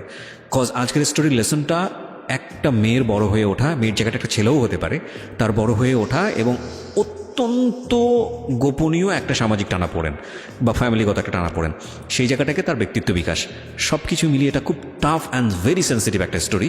এবং এই জায়গাটা থেকে আপনাদের যদি কিছু নেবার থাকে যে না আমি আমার সন্তানকে কীভাবে বড় করবো, আমার সন্তানের সাথে আমার আচরণটা কী হওয়া উচিত, বা সন্তান হয়ে বাবা মার প্রতি আমার কী পরিমাণ রেসপেক্ট দেখানো উচিত, কোন জায়গাটাতে আমাকে প্রাইভেসি মেনটেন করা উচিত, কোন জায়গাটাকে আমাকে এক্সপ্লোর করা উচিত, তাহলে বলতে পারবো আমাদের সিক্রেটটা সার্থক। আর যারা এন্টারটেনমেন্ট হিসেবে নিচ্ছেন যে না কী হয় কী হয় কী হয় দেখার জন্য, প্লিজ লিভ দ্য স্টোরি। বলো তারপর। তারপর বাইরে ঘুরতে যাই, অ্যান্ড তার টেক কেয়ারটা আমার কাছে খুব ভালো লাগে, যে সে আমাদের উপর খুব ভালো কেয়ার করে, অ্যান্ড তার আচরণটা আমার কাছে খুব ভালো লাগে। অ্যান্ড তারপরে তার সাথে আমি অনেকটা ফ্রি, মানে রাসেলের সাথে আমি অনেকটা ফ্রি কথাবার্তা বলি। তো তখন এপ্রিল মাস, মানে ভ্যালেন্টাইন ডে, ওকে, তো না এপ্রিল মাস, বৈশাখ, পয়লা বৈশাখ। অ্যান্ড পয়লা বৈশাখে সে আমাকে একটা ফুল কিনে দেয়। অ্যান্ড আমার স্কুলে প্রোগ্রাম ছিল, প্রত্যেক পয়লা বৈশাখে আমার স্কুলে প্রোগ্রাম হয়, তো আমি স্কুলে যাব অ্যান্ড আমার খোপার জন্য ফুল লাগবে, ফুল ছিল না। তো এ কারণে উনি পরবর্তীতে আমাকে যখন ফুল কিনে দেয় আমার কাছে খুব ভালো লাগে। এটা তোমার মা জানতো? হ্যাঁ, আম্মু বলেই কিনে দিয়েছিল। ওকে। তো তখন আম্মুর সাথে রাসেলের কন্টিনিউ কথা হচ্ছে। ওকে। তো তোমাদের বাসায় আসা যাওয়া করে? হ্যাঁ, আসা যাওয়া হচ্ছে। অ্যান্ড আমি এবং প্রাইভেট টাইম পাস করে? হ্যাঁ, প্রাইভেট, মানে আমি যখন থাকি না তখন আসে, বা আমি যখন ঘুমোচ্ছি তখন এসে কথা বলে, বা আমি যখন রুমে চলে গেছি তখন তাদের মধ্যে একটু ডিস্টেন্স রাখি, যে হয়তো বুঝতে পেরেছি যে আমার এগুলো পছন্দ না তখন। তো পরবর্তীতে তখন এই সময়টা থেকে তুমি তোমার বাবাকে রাসেল সম্পর্কে বলেছো? যে সময়টা তুমি তখনও বলোনি? তখনও বলিনি। এই প্রাইভেসিটা তুমি মেনটেন করেছো কেন? সিক্রেটটা তুমি মেনটেন করেছো? এই জিনিসটা আমি মেনটেন করেছি কজ আমার বাবার সাথে আমার মাসে 2-3 মাসে একবার কথা হতো। 2-3 মাসে একবার? তাও কেমন আছো, ভালো আছো কিনা, এইটুকু। তার মানে বুঝুন আপনি যে ওর কি পরিমাণ দূরত্ব ছিল ওর বাবার সাথে এবং ওর মায়ের সাথে। বলেন তারপর পয়লা বৈশাখ গেল, অ্যান্ড পয়লা বৈশাখের পর রাসেল আমাকে প্রপোজ করে। প্রপোজ করাটা কিরকম ছিল? প্রপোজ করাটা এরকম ছিল যে ও পরের দিন সিলেট চলে যাচ্ছে, আগের দিন রাতে বাসায় মিট করতে আসে আমার ফুল ফ্যামিলির সাথে। তখন কোথায় থাকতো? ও থাকতো আমার বাসা থেকে 2-3 মিনিট দূরে একটা বিল্ডিংয়ে থাকতো। ওখানে কি ভাড়া থাকতো? ভাড়া থাকতো। ভাড়া থেকে পড়াশোনা থাকতো, মেসে থেকে পড়াশোনা করতো? আচ্ছা। এবং ওর বাড়ি কোথায় ছিল? ওর বাড়ি ছিল বরিশাল বরগুনা। বরিশাল বরগুনাতে। এখানে থেকে সে পড়াশোনা করতো? শুধুই পড়াশোনা করতো? হ্যাঁ, শুধু পড়াশোনা। ইউনিভার্সিটিতে পড়তো? হ্যাঁ, তিতুমিরে 3rd ইয়ারে পড়তো। তিতুমিরে 3rd ইয়ার পড়তো। ওকে, বলো তারপর। তো তারপরে রাতের বেলা যখন সে আসে তখন সে আমার একটাই কথা বলে যে তুমি যদি কিছু মনে না করো আমি তোমাকে কিছু বলতে চাই। পরে আম্মু তখন আবার বাইরে রান্নার রুমে কিছু তার জন্য আয়োজন করতেছিল। জি বলেন। তো পরে বলতেছে যে তুমি তো আমাকে মামা বলে ডাকো, বাট কিছু মনে করো না, তোমাকে আমার খুব ভালো লাগে। তো হয়তো ওই জিনিসটা আমার মধ্যে খুব ভালোভাবে বা যেভাবেই হোক এটা করা না, যে না কেউ আমাকে সেকেন্ড টাইম আবার প্রপোজ করেছে। ক্লাস 7-এর পরে? হ্যাঁ, 7-এর পর। তারপর সে ওইটা বলে চলে যায়। সে আমাকে বলে যদি তোমার ভালো লাগে তাহলে আমাকে আজকে রাতে অন্তত একটাবারের জন্য হলো ফোন দিও, মানে একটা মিসড কল দিও অন্তত। তারপর আমি সেদিন তার সাথে আমার কোনো কন্ট্যাক্ট নেই, মানে আমি তাকে আর ফোন দিই না। আর আমার ফোনে ওরকমভাবে ব্যালেন্স ভরাও হতো না যে আমি কাউকে ফোন দিতে পারবো। তো আমি তাকে আর ফোন দিই না। পরবর্তী দিন সে আমাকে ফোন দেয় সিলেট যাওয়ার পর। ওই দিন রাতে তার বাস ছিল, সিলেট চলে গেছিলো। দেন তারপর আমাকে ফোন দেয়। হ্যাঁ, তারপর যখন উনি পরের দিন আমাকে ফোন দিল, তারপরে আমাকে বললো যে তোমার কি আমাকে কোনোভাবেই ভালো লাগে না যে তুমি আমাকে একটাবার ফোন দিলা না? আমি বললাম যে আমার ফোনে ব্যালেন্স ছিল না, তাই আমি ফোন দিতে পারিনি। তো যখন এই কথা বলি তখন বলে যে থাক, আমার আর কোনো অ্যান্সারের প্রয়োজন নেই, আমি অ্যান্সার পেয়ে গেছি।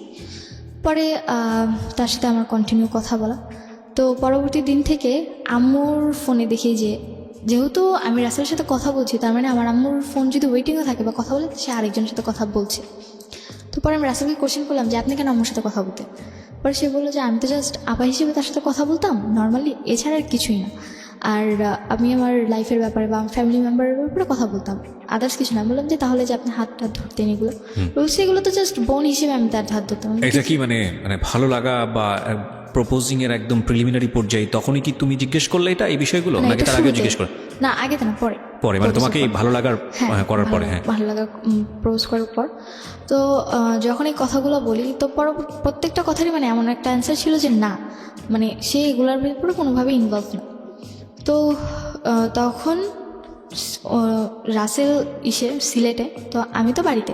তো আমি ঠিক তার 2-3 দিন পর আমি সেমভাবে রাতে বাসায় ঘুমোচ্ছিলাম। ওই দিন হয়তো বা আমি রাতে কোনো FM শুধু শুধু ঘুমিয়ে পড়েছি, আমার রাতে মানে কানে হেডফোন, তো আমার ওই ব্যাপারে আর হুঁশ নেই যে না আমার কানে হেডফোন দিয়ে আমি ঘুমিয়ে পড়েছি। প্রপোজটা কি তুমি অ্যাকসেপ্ট করেছিলে? এক্সেপ্ট বলতে আমি জাস্ট বলেছিলাম যে আমি ফোন দিতে পারিনি, তো সে বলেছে আমি আমার অ্যান্সার পেয়ে গেছি। তো এখানে আমাদের মধ্যে কেউই কাউকে আই লাভ ইউ যে জিনিসটা থাকে ওটা কেউই কাউকে বলেনি। বাট তোমার দিক থেকে কি ভালো লাগা শুরু হয়েছিল? হ্যাঁ, তখন শুরু হয়েছিল। এগুলো পয়েন্ট করবেন প্রিয় শ্রোতা। ওকে, তারপর? তো পরে দেখি যে রাতের বেলা, তখন মেবি রাতের 3:30 কি 3:45 কাছাকাছি এরকম টাইম, তখন দেখি যে আমার কানে এখনও রেডিও চলছে অ্যান্ড ফোনে চার্জ একদম ব্যাটারি লো। তো পরে আমি উঠে ফোনের চার্জারটা আমার রুমে ছিল না, আমি আম্মুর রুমে চার্জার আনতে গেছি। তো আমাদের বাড়িতে কেউই রুম নক করে ঘুমোতো না। তো ওই দিন রাতেও দেখলাম যে আম্মুর রুম মানে নক ছিল না, ভেরানো ছিল এরকম টাইপের, কিন্তু ডিম লাইটটা অন ছিল, যেটা কিনা আম্মু অন করে ঘুমায় না। তো আমি ভাবলাম যে আম্মু হয়তো ঘুমিয়ে গেছে, রুমে গিয়ে ডিম লাইট অফ করে দিই। অ্যান্ড আমি রুমে ঢুকে আগের বার তো জাস্ট আমার খালুকে দেখেছিলাম, আমি নক করার পর তারা গেট খুলে। তো পরবর্তীবার আমি আবার ওপেনলি মানে যা দেখি সেটার জন্য আমি প্রপারলি প্রস্তুত ছিলাম না, একদমই না। অ্যান্ড আমার হাত থেকে ফোনটা পড়ে যায়, ব্যাটারি খুলে যায় ফোনের। টাচ ফোন ছিল তো, টাচটা ফেটে গিয়েছিল। তো আমি দেখে মানে একদমই সহ্য করতে পারিনি। দরজাটা আম্মুর রুমের দরজাটা জোরে মানে আটকে দিয়ে আমি আমার রুমে এসে দরজা আটকে মানে কী করবো তখন, মানে বাঁচবো না মরে যাবো সেটা চিন্তা করতেছিলাম। মানে কি ছিল বিষয়টা? বিষয়টা ছিল যে আমাদের যে বাসার গলিটা, ওই গলির প্রথম ঢুকতেই একটা বাড়ি থাকে, ওই বাড়িতে একটা ছেলে থাকতো। তো ও আবার মার্কেটে জব করতো। তো ওর সাথে নাকি আমার কথা আগে থেকেই মোটামুটি ছিল। অ্যান্ড সেদিন আমি স্টোরি জানতে চাচ্ছি না, তুমি আনএক্সপেক্টেড কাউকে ওখানে দেখেছো? হ্যাঁ, আনএক্সপেক্টেড, মানে আমি নর্মালি তাকে ওরকমভাবে চিনতাম না। যে যাকে দেখলে তুমি ওই রাতের পরে তাকে চিনেছো না তার আগে তুমি তাকে চিনতে? পরে চিনেছো। সো ওকে, আমি সিচুয়েশনগুলো জানি। তারপরে তোমার রুমে আসার পরে কি হলো? তো আমি আমার রুমে এসে দরজা আটকে দিই। অ্যান্ড পরবর্তীতে আম্মু ড্রেস আপ চেঞ্জ করে পরে আমার রুমে এসে নক করতে থাকে, আর ওই লোকটা ওখান থেকে চলে যায়। তো আমি রুমের দরজা খুলি না। তখন আমি কি করবো, আমার জাস্ট একটাই চিন্তা যে আমি মানে খুব কান্না করতেছিলাম। আমি চিন্তা করছিলাম যে কেন আমি এখনো এই জিনিসগুলো দেখার জন্য আমাকে তোমাদের পুরো বাড়িতে কোনো পুরুষ মানুষ থাকতো না? না, কোনো পুরুষ মানুষ থাকতো না। ওকে, তো আমাকে আল্লাহ কেন বাঁচিয়ে রাখছে বা আমি কেন বেঁচে আছি। অ্যান্ড তখন চিন্তা করলাম যে বেঁচে থাক এইগুলো দেখার চেয়ে মরে যাওয়াটা বেটার। তো তখন রাসেলের সাথে আমার ওরকম কথা নেই, বিকজ সিলেট যাবার পর জাস্ট ওই ফ্রি টাইম যখন হতো তো মানে ঘুরতে যেত, এই কারণে কথা বলতে পারতাম। সিলেটে সে কেন গিয়েছিল? তার বাড়িতে সিলেট গিয়েছিল, বাড়ি না তার, সিলেট গিয়েছিল তার মেঝো ভাই ওখানে থেকে জব করতো। তো মেঝো ভাইয়ের সাথে দেখা করতে গিয়েছিল। তখন রাসেল কোথায়? সিলেটে। ওকে। তো কি করবো বুঝতে পারতেছিলাম না, মানে মাথায় কোনো কাজই করতেছিল না। পরে আমি মানে চিন্তা করলাম যে আমি সুইসাইড করে ফেলি, আমার বাঁচার কোনো দরকার নেই। বিকজ বারবার সরি বলার পরও যে এই জিনিসগুলো হচ্ছে, তারপর বেঁচে থেকে আমার কি লাভ। তো আমি চিন্তা করি যে ফ্যানের সাথে নিজের গলায় ধরে দেবো, আমার বাঁচার কোনো দরকারই নেই। আর যেখানে বাবার সাথে আমার অতটা মানে কথাবার্তা নেই, আমি কাউকে আমার কথাগুলো শেয়ার করতে পারতেছি না, আমার তেমন কোনো ফ্রেন্ডসও নেই, আমার স্কুলে অতটা যাওয়া হচ্ছে না, আর বাসায় এরকম সিচুয়েশন। তো একটা মেয়ে সিচুয়েশনে থাকলে কি করে, আমি কোনোভাবে অ্যাকসেপ্ট করতে পারতেছিলাম না। তো আম্মু অনেকবার, অ্যান্ড আমার মানে অলরেডি ফ্যানের সাথে দড়ি মানে আমার ওনা বাঁধাও শেষ। অ্যান্ড আম্মু প্রচুর নক করতেছিল যে আম্মু হয়তো ভয় পাচ্ছিল যে আমি যদিও কিছু করে ফেলি। তো পরে আম্মু মানে নক করতে করতে সে একটা পর্যায়ে আমাকে এটা বলে ফেলে যে তোর যদি মরার ইচ্ছা থাকে আমার বাড়িতে না মরে আমার বাড়ি থেকে চলে যায় মর, কজ তুই যদি আমার বাড়িতে মরস পুলিশের সাথে আমার এই ধরবি যে হয়তো বা আমার কোনো কারণে তুই মরতেছিস, তার তোর যদি মরার ইচ্ছা থাকে মরার অনেক জায়গা আছে, তুই যেমন এমনকি এমনভাবে ইন্ডিকেট করে বলছে তুই তো সাঁতার জানোস না, হাতে ঝিলে যাও ওখানে গিয়ে ঝাঁপ দিয়ে পানি থেকে মরে যা। আরও বেশি খারাপ লাগছিল যে কি বলছে এগুলো। দেন হাউ মাচ মানে ডেসপারেট শি ইজ। আমি জানি না কোনটা সত্য কোনটা মিথ্যা, কজ সেটা জাজমেন্ট করার অধিকারই শোন নাই, এবং সেটা করা সম্ভব না, কারণ it's not an investigative show. But এগুলো একটা ফ্যামিলিতে যদি হয় কি অবস্থা দাঁড়াবে, এবং মানে যে পক্ষর কথা বলছি সে পক্ষ কতটা ডেসপারেট এই বিষয়টাতে, ভয়ানক। বলুন তারপর আম্মু এরকম কথা যখন বারবার বলতেছিল তখন এতটা রাগ হলো নিজের ভিতর যে না, মরে গেলে তো মরেই গেলাম, মরে গেলে না কেউ আমার ব্যাপারে কিছু জানলো বা আমি না কাউকে কিছু বলতে পারতেছি না, আমি আমার মাকে ভালো করতে পারতেছি, তো আমি মরে গিয়ে কী করবো, তার চেয়ে ভালো মানে যতটুকু মানে তখন মনে হচ্ছিল যে না আমি একটা যুদ্ধের ময়দানে চলে এসেছি, আমাকে ফাইট করে বাঁচতে হবে এখন। যদি আমি ফাইট না করতে পারি তাহলে আমাকে কেউ মেরে ফেলবে। ক্লাস 9-এ পড়ো তখন? তখন আমি ক্লাস 9। আর মাঝামাঝি সময় মানে জুন জুলাই এরকম। পড়াশোনা করতে পারতে? পড়াশোনা বলতে আমার ওরকম পড়াশোনা হতো না, পরীক্ষার আগে রাতে যদি একটু পড়তাম তা ওই অবধি হতো। তোমার গ্রুপ কি ছিল? আমার গ্রুপ ছিল কমার্স। Commerce, okay. অ্যান্ড ছোটোবেলা থেকেই মানে আমার আম্মু যেটা বলতো যে আমার বেশি পড়ার প্রয়োজন হতো না, যদি আমি অল্প পড়তাম তাহলেই আমার মানে সিলেবাস কভার হয়ে যেত। তো কী করবো বুঝতে পারতেছিলাম না। পরে আমি গেট খুললাম, অ্যান্ড গেট খুলে আম্মু দেখে যে মানে ওড়নাটা ফ্যানের সাথে বাঁধা। পরে আম্মু আমার হাত ধরে মানে চুলের মুঠি ধরে আমাকে তার রুমে নিয়ে গিয়ে ধাক্কা মারে। অ্যান্ড কী বলো ওয়াইড্রপ যে থাকে সেটার সাথে লেগে আমার কপালটা কেটে যায়। অ্যান্ড যখন আমার কপাল কেটে যায় তো পরে বলে যে তোর যখন এতই মরার ইচ্ছে এখানে কেন তুই মরবি, তুই বাইরে গিয়ে মর, তোর দরকার নেই এখানে থাকার বা এখানে বাঁচার। তো এই কথাগুলো যখন বলতেছিল খুব খারাপ লাগতেছিল। অ্যান্ড পরবর্তীতে সে আমাকে বেলুন নিয়ে মারতে শুরু করে। অ্যান্ড আমি লাস্ট অব্দি সহ্য করতে না পেরে তার মানে সে যেমন আমাকে মারছে আমিও তাকে মারছি। মানে তুমিও গায়ে হাত তুলে? হ্যাঁ, গায়ে হাত তুলছি লাস্ট অব্দি, বিকজ আমার সহ্য করার ক্ষমতা নেই। বিকজ এখন যদি আমি গায়ে হাত না তুলি তো হয় আমি মরে যাব, আর তা না হলে মানে কোনো একটা কিছু করে ফেলবো অঘটন। তো তার চেয়ে ভালো দেখি কি হয়। তো আমি তার গায়ে হাত তুলি। অ্যান্ড লাস্ট আমি তাকে মানে জাস্ট মানে যে ডাল ঘুটনি ছিল ওটা দিয়ে তার পায়ে দুটো বাড়ি দিই, এর বেশি আর কিছু করি না।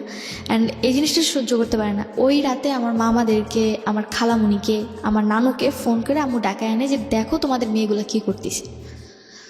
তো পরে মামার সবাই আসলেন। আমার তো মাথায় একদমই সেন্স নাই বলতে গেলে। এরকম আমি সবার সামনে চিৎকার করে বলতেছি আমার কি দোষ দেখতেছো তোমরা, আমি কি করছি, আমি গায়ে হাত তুলে দোষ করছি? তাহলে ও যে রাতের পর রাত ছেলে এনে বাসায় থাকে, লোক এনে বাসায় থাকলে এটা কি ওর দোষ না?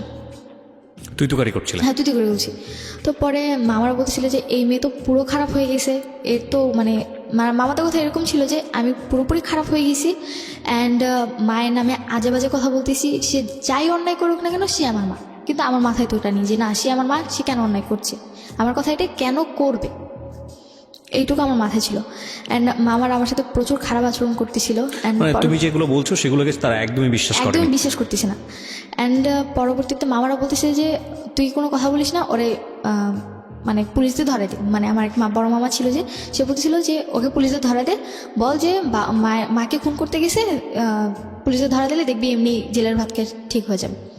আবার নানু বলতেছিল যে এত কিছুর দরকার নেই, তাবিজ করে রাখ, দেখবি যে তুই যা বলবি তাই শুনবি। এরকম উল্টাপাল্টা কথা বলতেছিল। তখন তো আমার মাথায় আরও রক্ত যে আমি একটা প্রবলেমে পড়ে তাদেরকে এই জিনিসগুলো বলতেছি, অথচ তারা আমার সাথে এত খারাপ কেন? নোবডি লিসনিং ইউ, তারা তোমাকে কেউ শুনছে না। মানে আমি বলতে গেলে কোনো ফেল না একটা মানুষ, মানে আমি যা বলছি সবই বানোয়াট বলছি, কোনো সত্যি কথা বলছি না। খুব ক্রিটিক্যাল সিচুয়েশন প্রিয় শ্রোতা। এখানে যদি কেউ শুনেও সমাধানটা কি হবে খুবই ক্রিটিক্যাল। একটু চিন্তা করবেন, আপনারা আপনাদের জায়গা থেকে হয়তোবা মার দিকে আঙ্গুল তুলছেন, হয়তো বাকি তাই তুলছেন, আমি ডেফিনেটলি শিওর। কিন্তু মা আর মেয়ের সম্পর্ক তো যেটাই হোক না কেন, মা আর মেয়ের সম্পর্ক, এই জায়গাটা কিন্তু একটা সমাধানের জায়গায় আসতে হবে। এবং এটার সমাধানটা কি? কজ এমন একটা হস্টিলিটি সম্পর্ক গ্রো করেছে দুজনের মধ্যে, এবং এত ভয়ানক একটা রিজনে যেখানে সমাধান দেওয়ার মতো কেউ নেই, এবং পুরোপুরি ওর পক্ষে কেউ নেই, সবাই নিচ্ছে ওর মায়ের পক্ষে। সেটাই হয়তোবা তাদের জায়গা থেকে স্বাভাবিক ছিল। এবং এটা আসলে কোন জিনিসটাকে কাটবে, পক্ষ নিলেই বা এটার সমাধানটা কী হবে? মানে এর চাইতে ডিফিকাল্ট মোমেন্ট মার লাইফেও কখনো এসছে কিনা জানি না, এবং ওর লাইফে তো অফকোর্স আমি জানি না শেষ পর্যন্ত সেটা কী হয়েছে। তবে যারা আজকের এই গল্পটা শুনে অনেকে বিশ্বাস করতে পারছেন না, তাদেরকে আমি বলবো আপনি নিশ্চয়ই পত্রপত্রিকা পড়েন, আপনি নিশ্চয়ই লাস্ট 2-4-5 বছরের ঘটনা যদি একটু পেছন দিকে যান, এইরকম একটা প্রেমের সম্পর্ক, এরকম অবৈধ সম্পর্কের কারণে নিজের ছেলে মেয়েকে মেরে ফেলেছে, এবং নিজের ছেলে মেয়েকে মেরে পত্রিকার শিরোনাম হয়েছে, হেডলাইন হয়েছে, এরকম অসংখ্য ঘটনা আপনি পাবেন। সো এতটা অবাক হওয়ার কিছু নাই। রেডিওতে ফর দ্য ফার্স্ট টাইম আমি বলি যে এইরকম একটা ডেসপারেট স্টোরি উঠে আসতেছে, আমরা চেষ্টা করতেছি এটার সমাধান খোঁজার জন্য। তারপর ওই দিন রাতে পরে মামারা আমাকে উল্টাপাল্টা কথা বলে। অ্যান্ড পরবর্তীতে মামা বলে যে আমার রুমে আমাকে দিয়ে যায়, অ্যান্ড বলে যে তুই এই রুম থেকে বের হবি না, তুই যদি রুম থেকে বের হস তাহলে সত্যি সত্যি তোকে আমি পুলিশে দিয়ে দেবো। এরকম কথা বলতেছিল। পরে আমি আমার রুমে চলে যাই, আমি আর কিচ্ছু বলি না। মামারা পরে চলে যায় রাত। পরের দিন সকালবেলা আমার আশেপাশের মানুষের যে রাতে চিৎকার চেঁচামেচি হয়েছে তো ওগুলো শুনছি। তো পাশের বাড়ির কয়েকজন আসছে, মানে 3-4টা নানু আসছে। ওরা জিজ্ঞেস করলো যে কী হয়েছে। তো আম্মু আবার সকালবেলায় মানে এর আগের বারের মতো গেটে তালা দিয়ে চলে গেছে নানু বাসায়। পরে আমি সবাই বললাম যে এরকম কাহিনী হয়েছে। পরে বলতেছে তাহলে তুই বাবাকে জানা। তো আমি তাদের কাছ থেকে ফার্স্ট ইন্সপিরেশন পাই যে না আমি আমার বাবাকে জানাবো। কারা এটা বলে? আমার পাশের বাড়ির লোকেরা, পাশের আমার বাড়ির লোকেরা। প্রতিবেশীরা। তো পরে আমি বাবারে ফোন দিই। তো এর আগেই নাকি আমার আম্মু উল্টাপাল্টা অনেক কথা আমার বাবারে বলে এক্স্যাক্টলি, যেটা রাখছে। তুমি অনেক আগে আমাকে বলেছো। হ্যাঁ, তো পরে আমি যখন বাবারে ফোন দিই, মানে বাবার ডিরেক্টলি নাম্বার, আমার বাবার মুখস্থ ছিল নাম্বার, তো আমি ওই নাম্বারে ফোন দিই। পরে আব্বু আমার ফোন প্রথম কয়েকবার রিসিভ করে, তো আমার কাছে টাকা ছিল না, তো যার কারণে বাইরে ফোন দিলে টাকা বেশি কেটে নেয়। তো পরে আমি আমার নানুর কাছ থেকে, মানে যে পাশের বাড়ির নানু ছিল তার কাছ থেকে 100 টাকা নিয়ে আমার ফোনে লোড করিয়ে তার ফোন দিই। তো এর মধ্যে আমার রাসেলের সাথে কোনো কথা নেই, মানে রাসেলের সাথে আমার কোনো কথা হচ্ছে না টোটালি। তো পরে বাবা আমাকে পরে নেট নাম্বার দিয়ে ফোন দিয়েছে, কী হয়েছে, কেন তুমি এত পাগলামি করতেছো, কেন তুমি তোমার মায়ের গায়ে হাত তুলছো, তুমি কি আমার মেয়ে? আমার বাবা আবার হাজি মানুষ ছিল, উনি 2 বার বড় হজ করেছে আর 18-19 বার ওমরা করেছে। ওকে। তো তার কাছে ছিল এরকম যে আমি পর্দাশীলভাবে চলবো, আমি কেন মায়ের গায়ে হাত তুলছি, কেন উশৃঙ্খল হয়ে গেছি, কেন ছেলেদের সাথে বাইরে ঘুরতে যাই, অথচ এগুলো কিছুই না। মানে ফোন দিয়ে যে কথাগুলো বলছে, মানে ওগুলো পুরোপুরি অবাক করা ব্যাপার। বলছে তুমি রাত করে, তোমার কি এটা নিজের বাড়ি যে তুমি রাত করে তোমার নিজের আরেকজনের বাড়িতে তুমি লোক নিয়ে আসো? মানে আমি মনে হচ্ছে আকাশ থেকে পড়লাম, আমি বাসায় লোক নিয়ে আসছি মানে কি? পরে বলতেছি যে তোমার মায়ের সাথে আমার কথা হচ্ছে, তোমার মা আমাকে সব বলছে। আমি বললাম যে তুমি আমার কথাটা শুনবে, আমার কথাটা শুনবে না? পরে বাবা বলছে যে কী বলতে চাও তুমি বলো। পরে আমি বললাম যে এরকম এরকম ঘটনা হয়েছে, আমি কাউকে আনিনি, এর আগে একবার লোক আনছে, এবার একবার লোক আনছে। তখন আমার মেজাজ খুব গরম ছিল। রাসেল আমার বয়ফ্রেন্ড বা আমার সাথে রিলেশন কিনা এত কিছু সেন্স আমার ছিল না। তুমি রাসেলের নামটা বলেছো? হ্যাঁ, আমি রাসেলের নামটা বলে দিয়েছি যে ও কিন্তু ওর সাথেও কথা বলে। এখানে 3টা মানুষের নাম অলরেডি উঠে আসছে।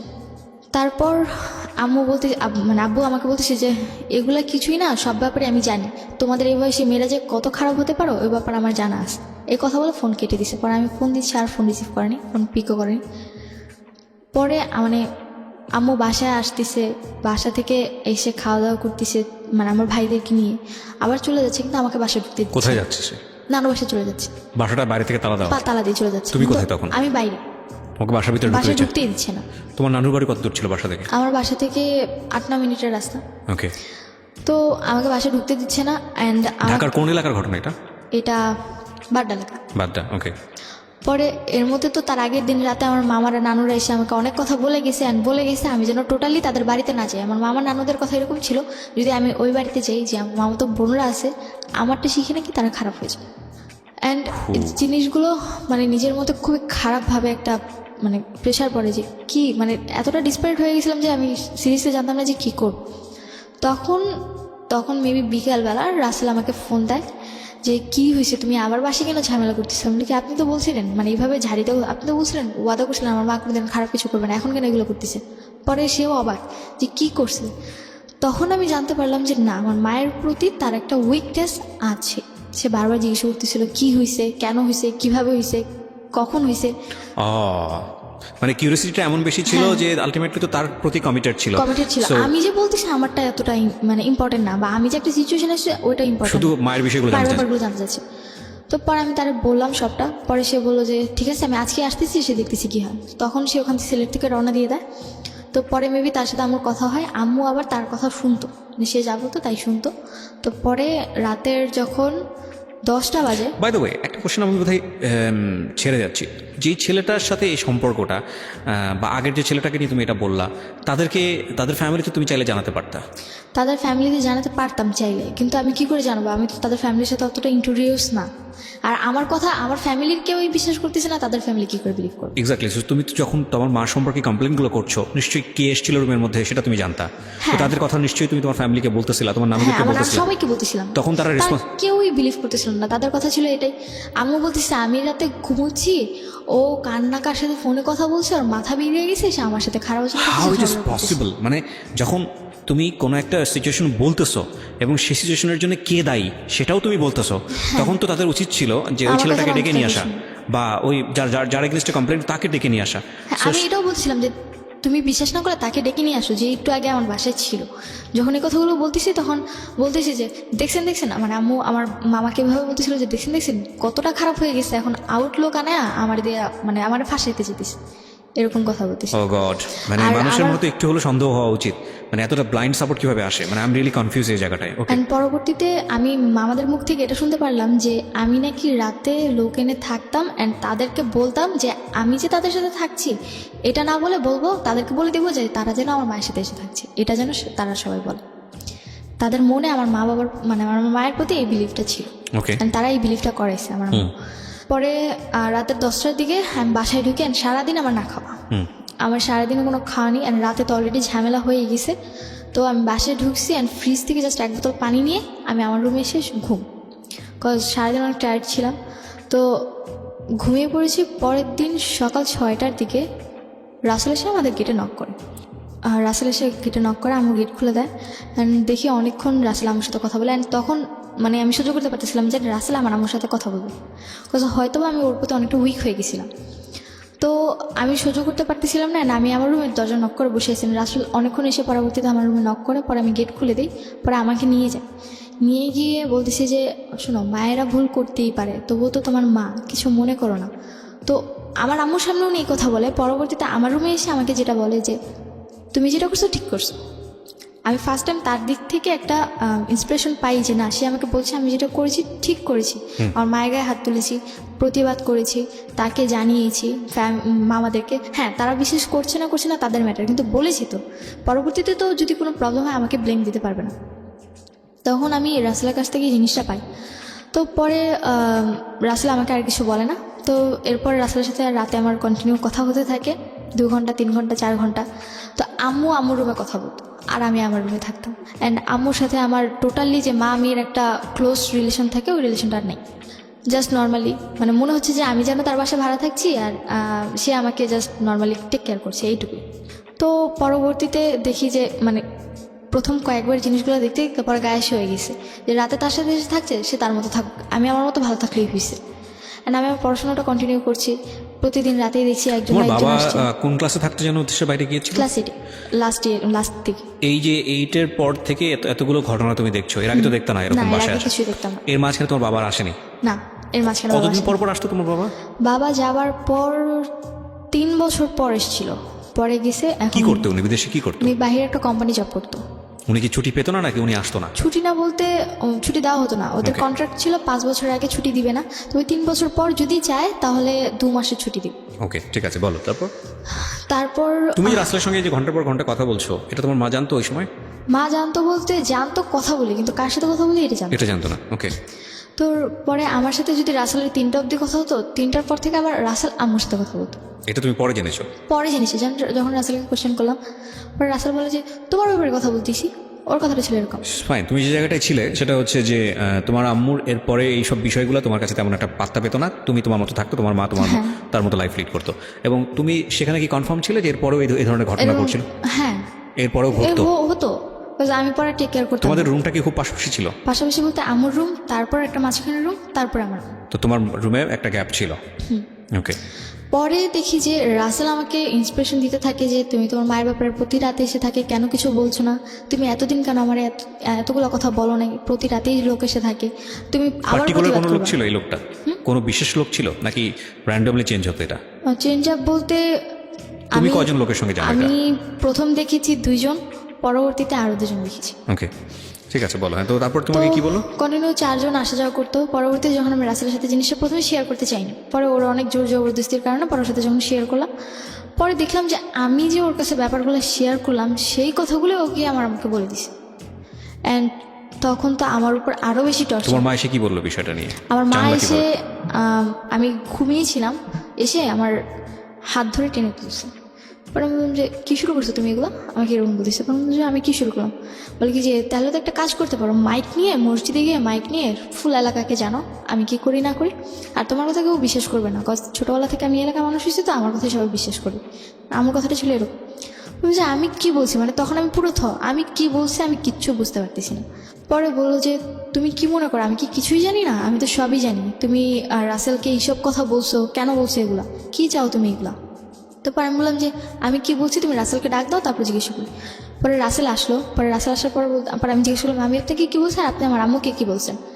পরে বললো যে দেখো আমি তো ওরকম ইন্ডিকেট করে কিছু বলিনি তোমার আম্মুকে, জাস্ট এটুকুই বলছি যে কেন উনি এগুলো করে, এগুলো তোমার উপর খারাপ এফেক্ট পড়ে। মানে সে বুঝাচ্ছে যে সে আমার উপর অনেক টেক কেয়ারিং, সে আমার অনেক টেক কেয়ার করে, এই কারণে আম্মুকে বুঝাতে চাইছে, কিন্তু এই জিনিসটা তো আমার উপর ভালোভাবে ইফেক্ট পড়তেছে না। অ্যান্ড তার প্রতি আমার একটা বিশ্বাস হয়ে গেছে যে না, উনি হয়তো আমার টেক কেয়ার করতেছে। দ্যাট মিনস তুমি কি তাকে তখন লাভ করো? হ্যাঁ, তখন তাকে লাভ তোমাদের করি। দ্বিপাক্ষিক বিষয়টা যেরকম মানে মিউচুয়ালি ছিল যে না দুজন দুজনকে লাভ করো? হ্যাঁ, দুজন দুজনকে লাভ করি, এটা আমাদের মিউচুয়াল ছিল, কিন্তু আমি কখনো সহ্য করতে পারতাম না যে সে আমার আম্মুর সাথে কথা বলে। Biggest mistake, another biggest mistake এর সাইডটা থেকে, কারণ ও কিন্তু জানতো যে রাসেলের সঙ্গে ওর মায়ের এরকম একটা সম্পর্ক আছে, এবং ওর মায়ের জায়গাটা থেকে এটা বিশ্বাস করা খুবই কঠিন যে রাসেলের সঙ্গে তার সম্পর্কটা ভাই ভাইয়ের মতো। কিন্তু তারপরে ও জড়িয়ে গেছে বিকজ অফ ওর এজটা খুব সেন্সিটিভ একটা এজ। ও মাত্র ক্লাস 9-এ পড়ে, এবং ওই সময়টাতে যে ওকে সাপোর্ট দিবে, যে ওর পাশে একটু হলেও দাঁড়াবে, যে ওর সাথে একটু ভালো কথা বলবে, তার প্রতি ও দুর্বল হবে। এই বয়সটা এরকম, এবং সেটাই হয়েছে, এবং ইটস আ বিগেস্ট মিস্টেক। কিন্তু কিছু করার নেই, কারণ ও ধরা, ওর বয়সের কাছে ধরা, এগুলো একটু খেয়াল রাখতে হবে। হ্যাঁ, এটা একটা অ্যানাদার পয়েন্ট। ওকে, বলেন তো তারপর রাসেলের সাথে আমার ঘোরাফেরা এরকম চলতেছে।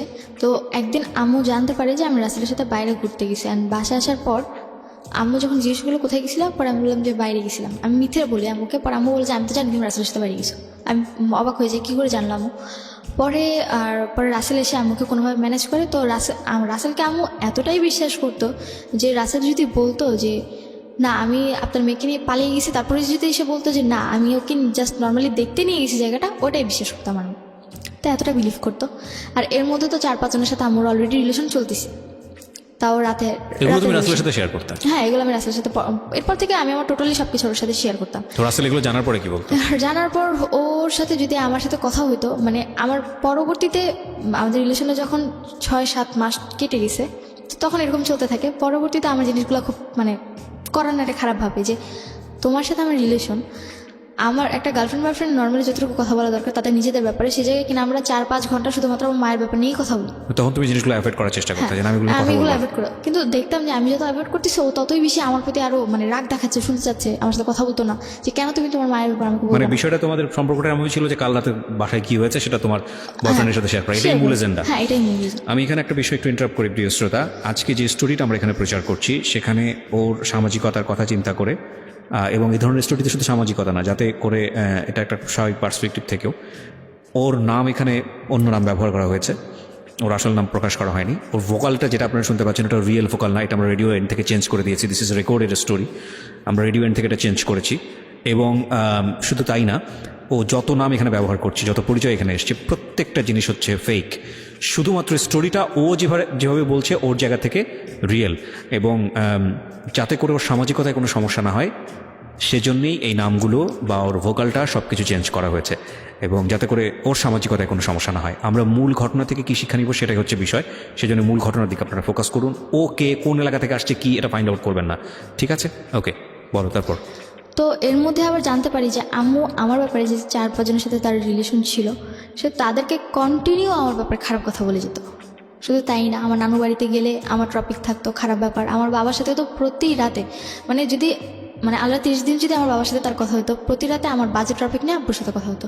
অ্যান্ড আস্তে আস্তে আব্বুর মনটা বিষিয়ে তুলেছে যেটাকে বলে। হ্যাঁ, তো তুলতে তুলতে এমন একটা পর্যায়ে চলে গেছে যে আমার সাথে বাবা টোটালি কথা বলতে চায় না।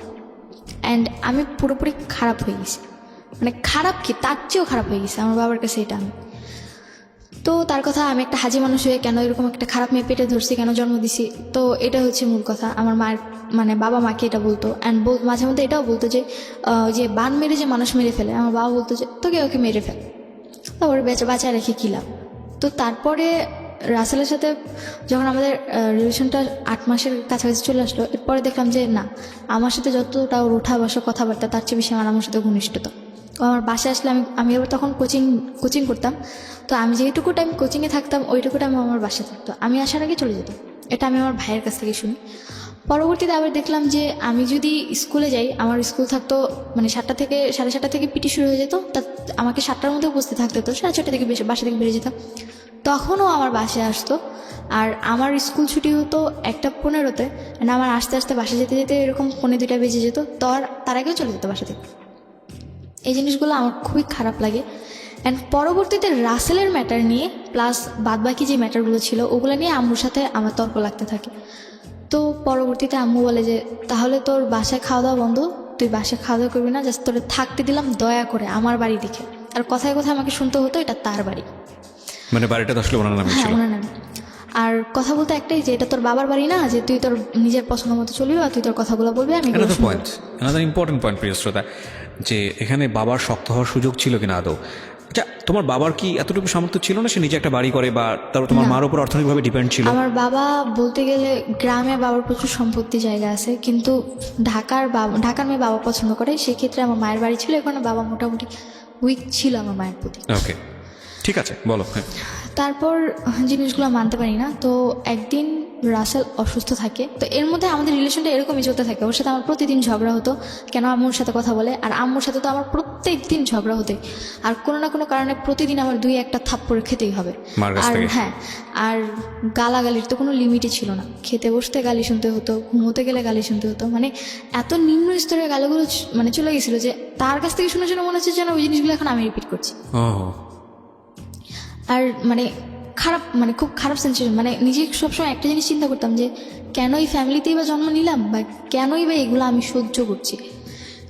তো তারপরে যখন আমি অতিরিক্ত উইক হয়ে পড়ি রাসেলের ওপর, তো আমি টোটালি ওর না করে যাই, তুমি আমার মায়ের সাথে টোটালি কোনো কন্ট্যাক্ট করতে পারবে না। এবার তোমার বোন হোক, মা হোক, বাপ হোক, চাচা হোক, যাই হোক না কেন, বা তোমার আত্মীয় রক্তের কেউ হোক, তুমি কারোর সাথে আমি ছাড়া দুনিয়া সবার সাথে যোগাযোগ করে একমাত্র আমার মা ছাড়া।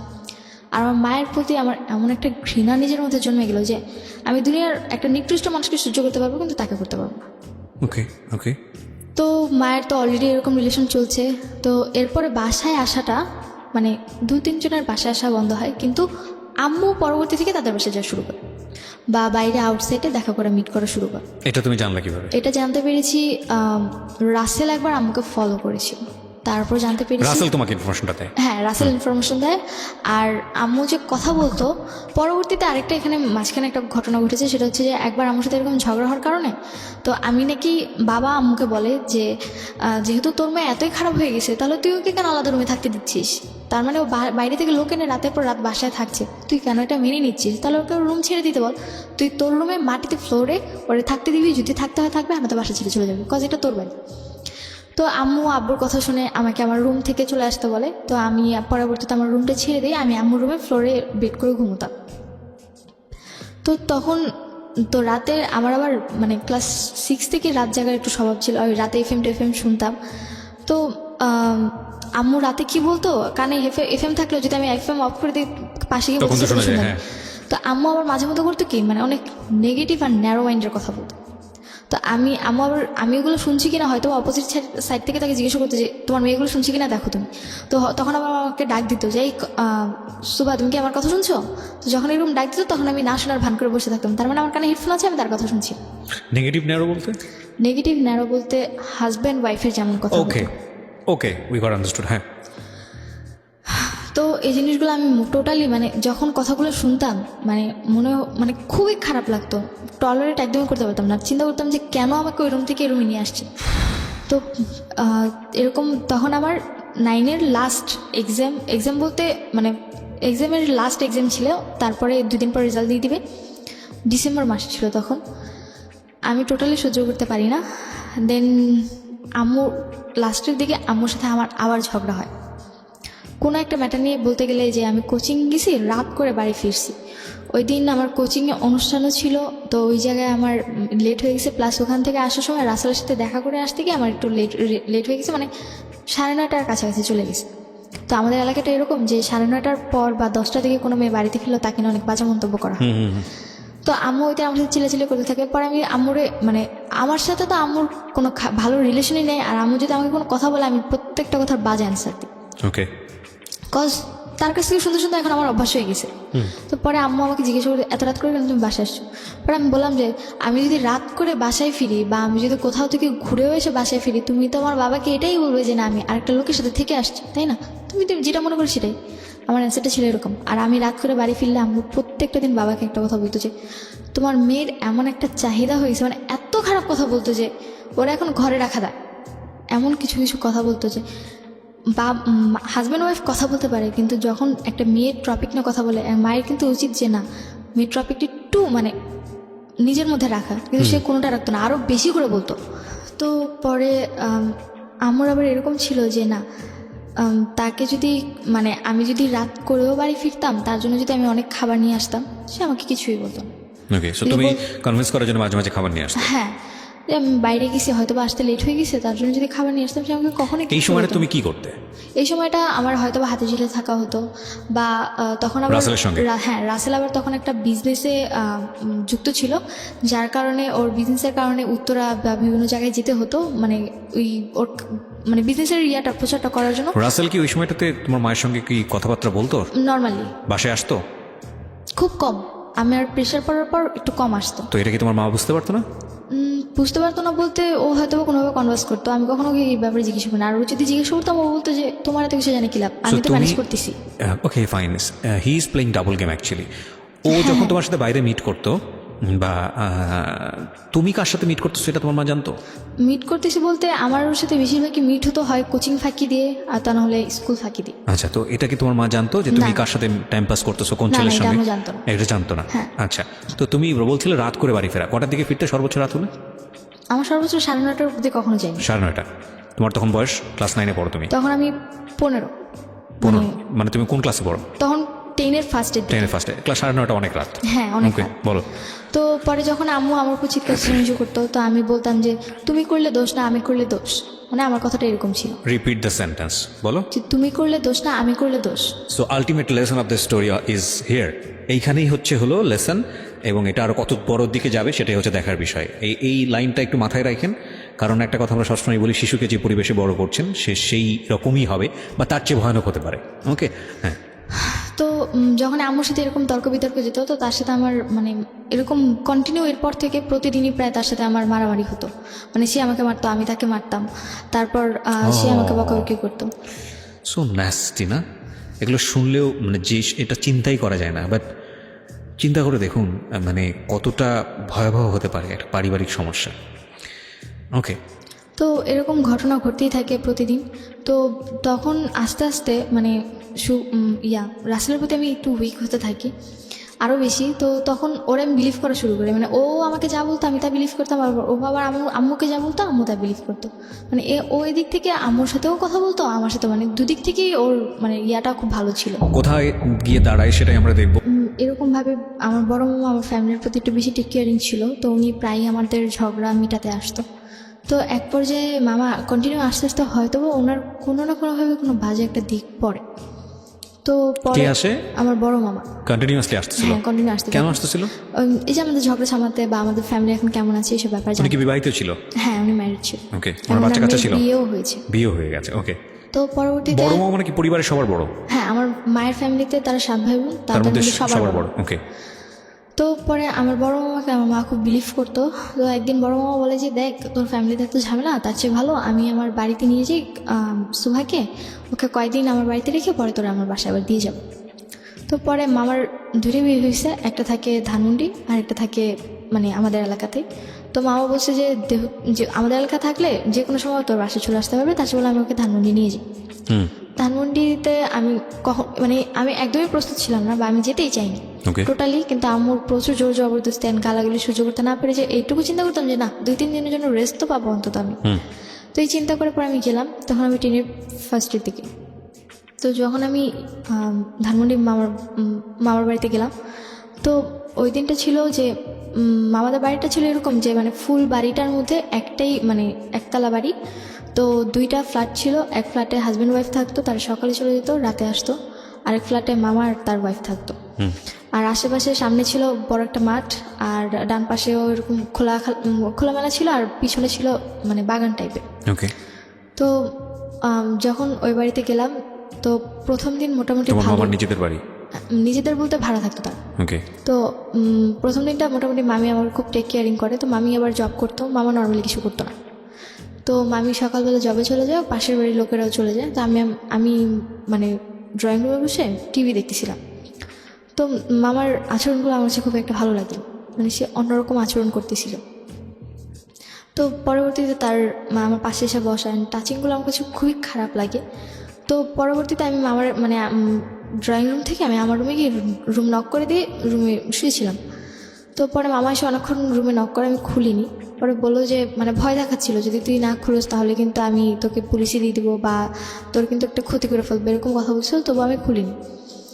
তখন আমার কাছে ফোন নেই, তখন আমার ফোন নিয়ে গেছে আম্মু। তো পরে আম্মুর সাথে কথা হচ্ছিল, পরে মামা ভেবে আম্মুরে ফোন দিছে যে তোর মেয়ে এত বেয়াদব যে কোনো কথা শোনে না, আমাদের এখানে এসে খারাপ আচরণ করতেছে। আমি রুমে বসে কথাগুলো শুনতেছি, আম্মু কি বলছে সেটা তো আমি জানি না। মামা এরকম কথা বলতেছিল, হয়তো বা আম্মু বলছিল যে ওরে মাইর দেন বা দেখবেন ঠিক হয়ে গেছে, ওরা মাইর দেয় সোজা করতে হয়, আমারটা মারলে তো আমারে উল্টা দেয়, আপনারা মারলে তো আপনাদেরকে আর কিছু করবে না, এরকম কথা বলতেছিল। তো পরে মামা রেগে যায় প্রচুর আমার উপর।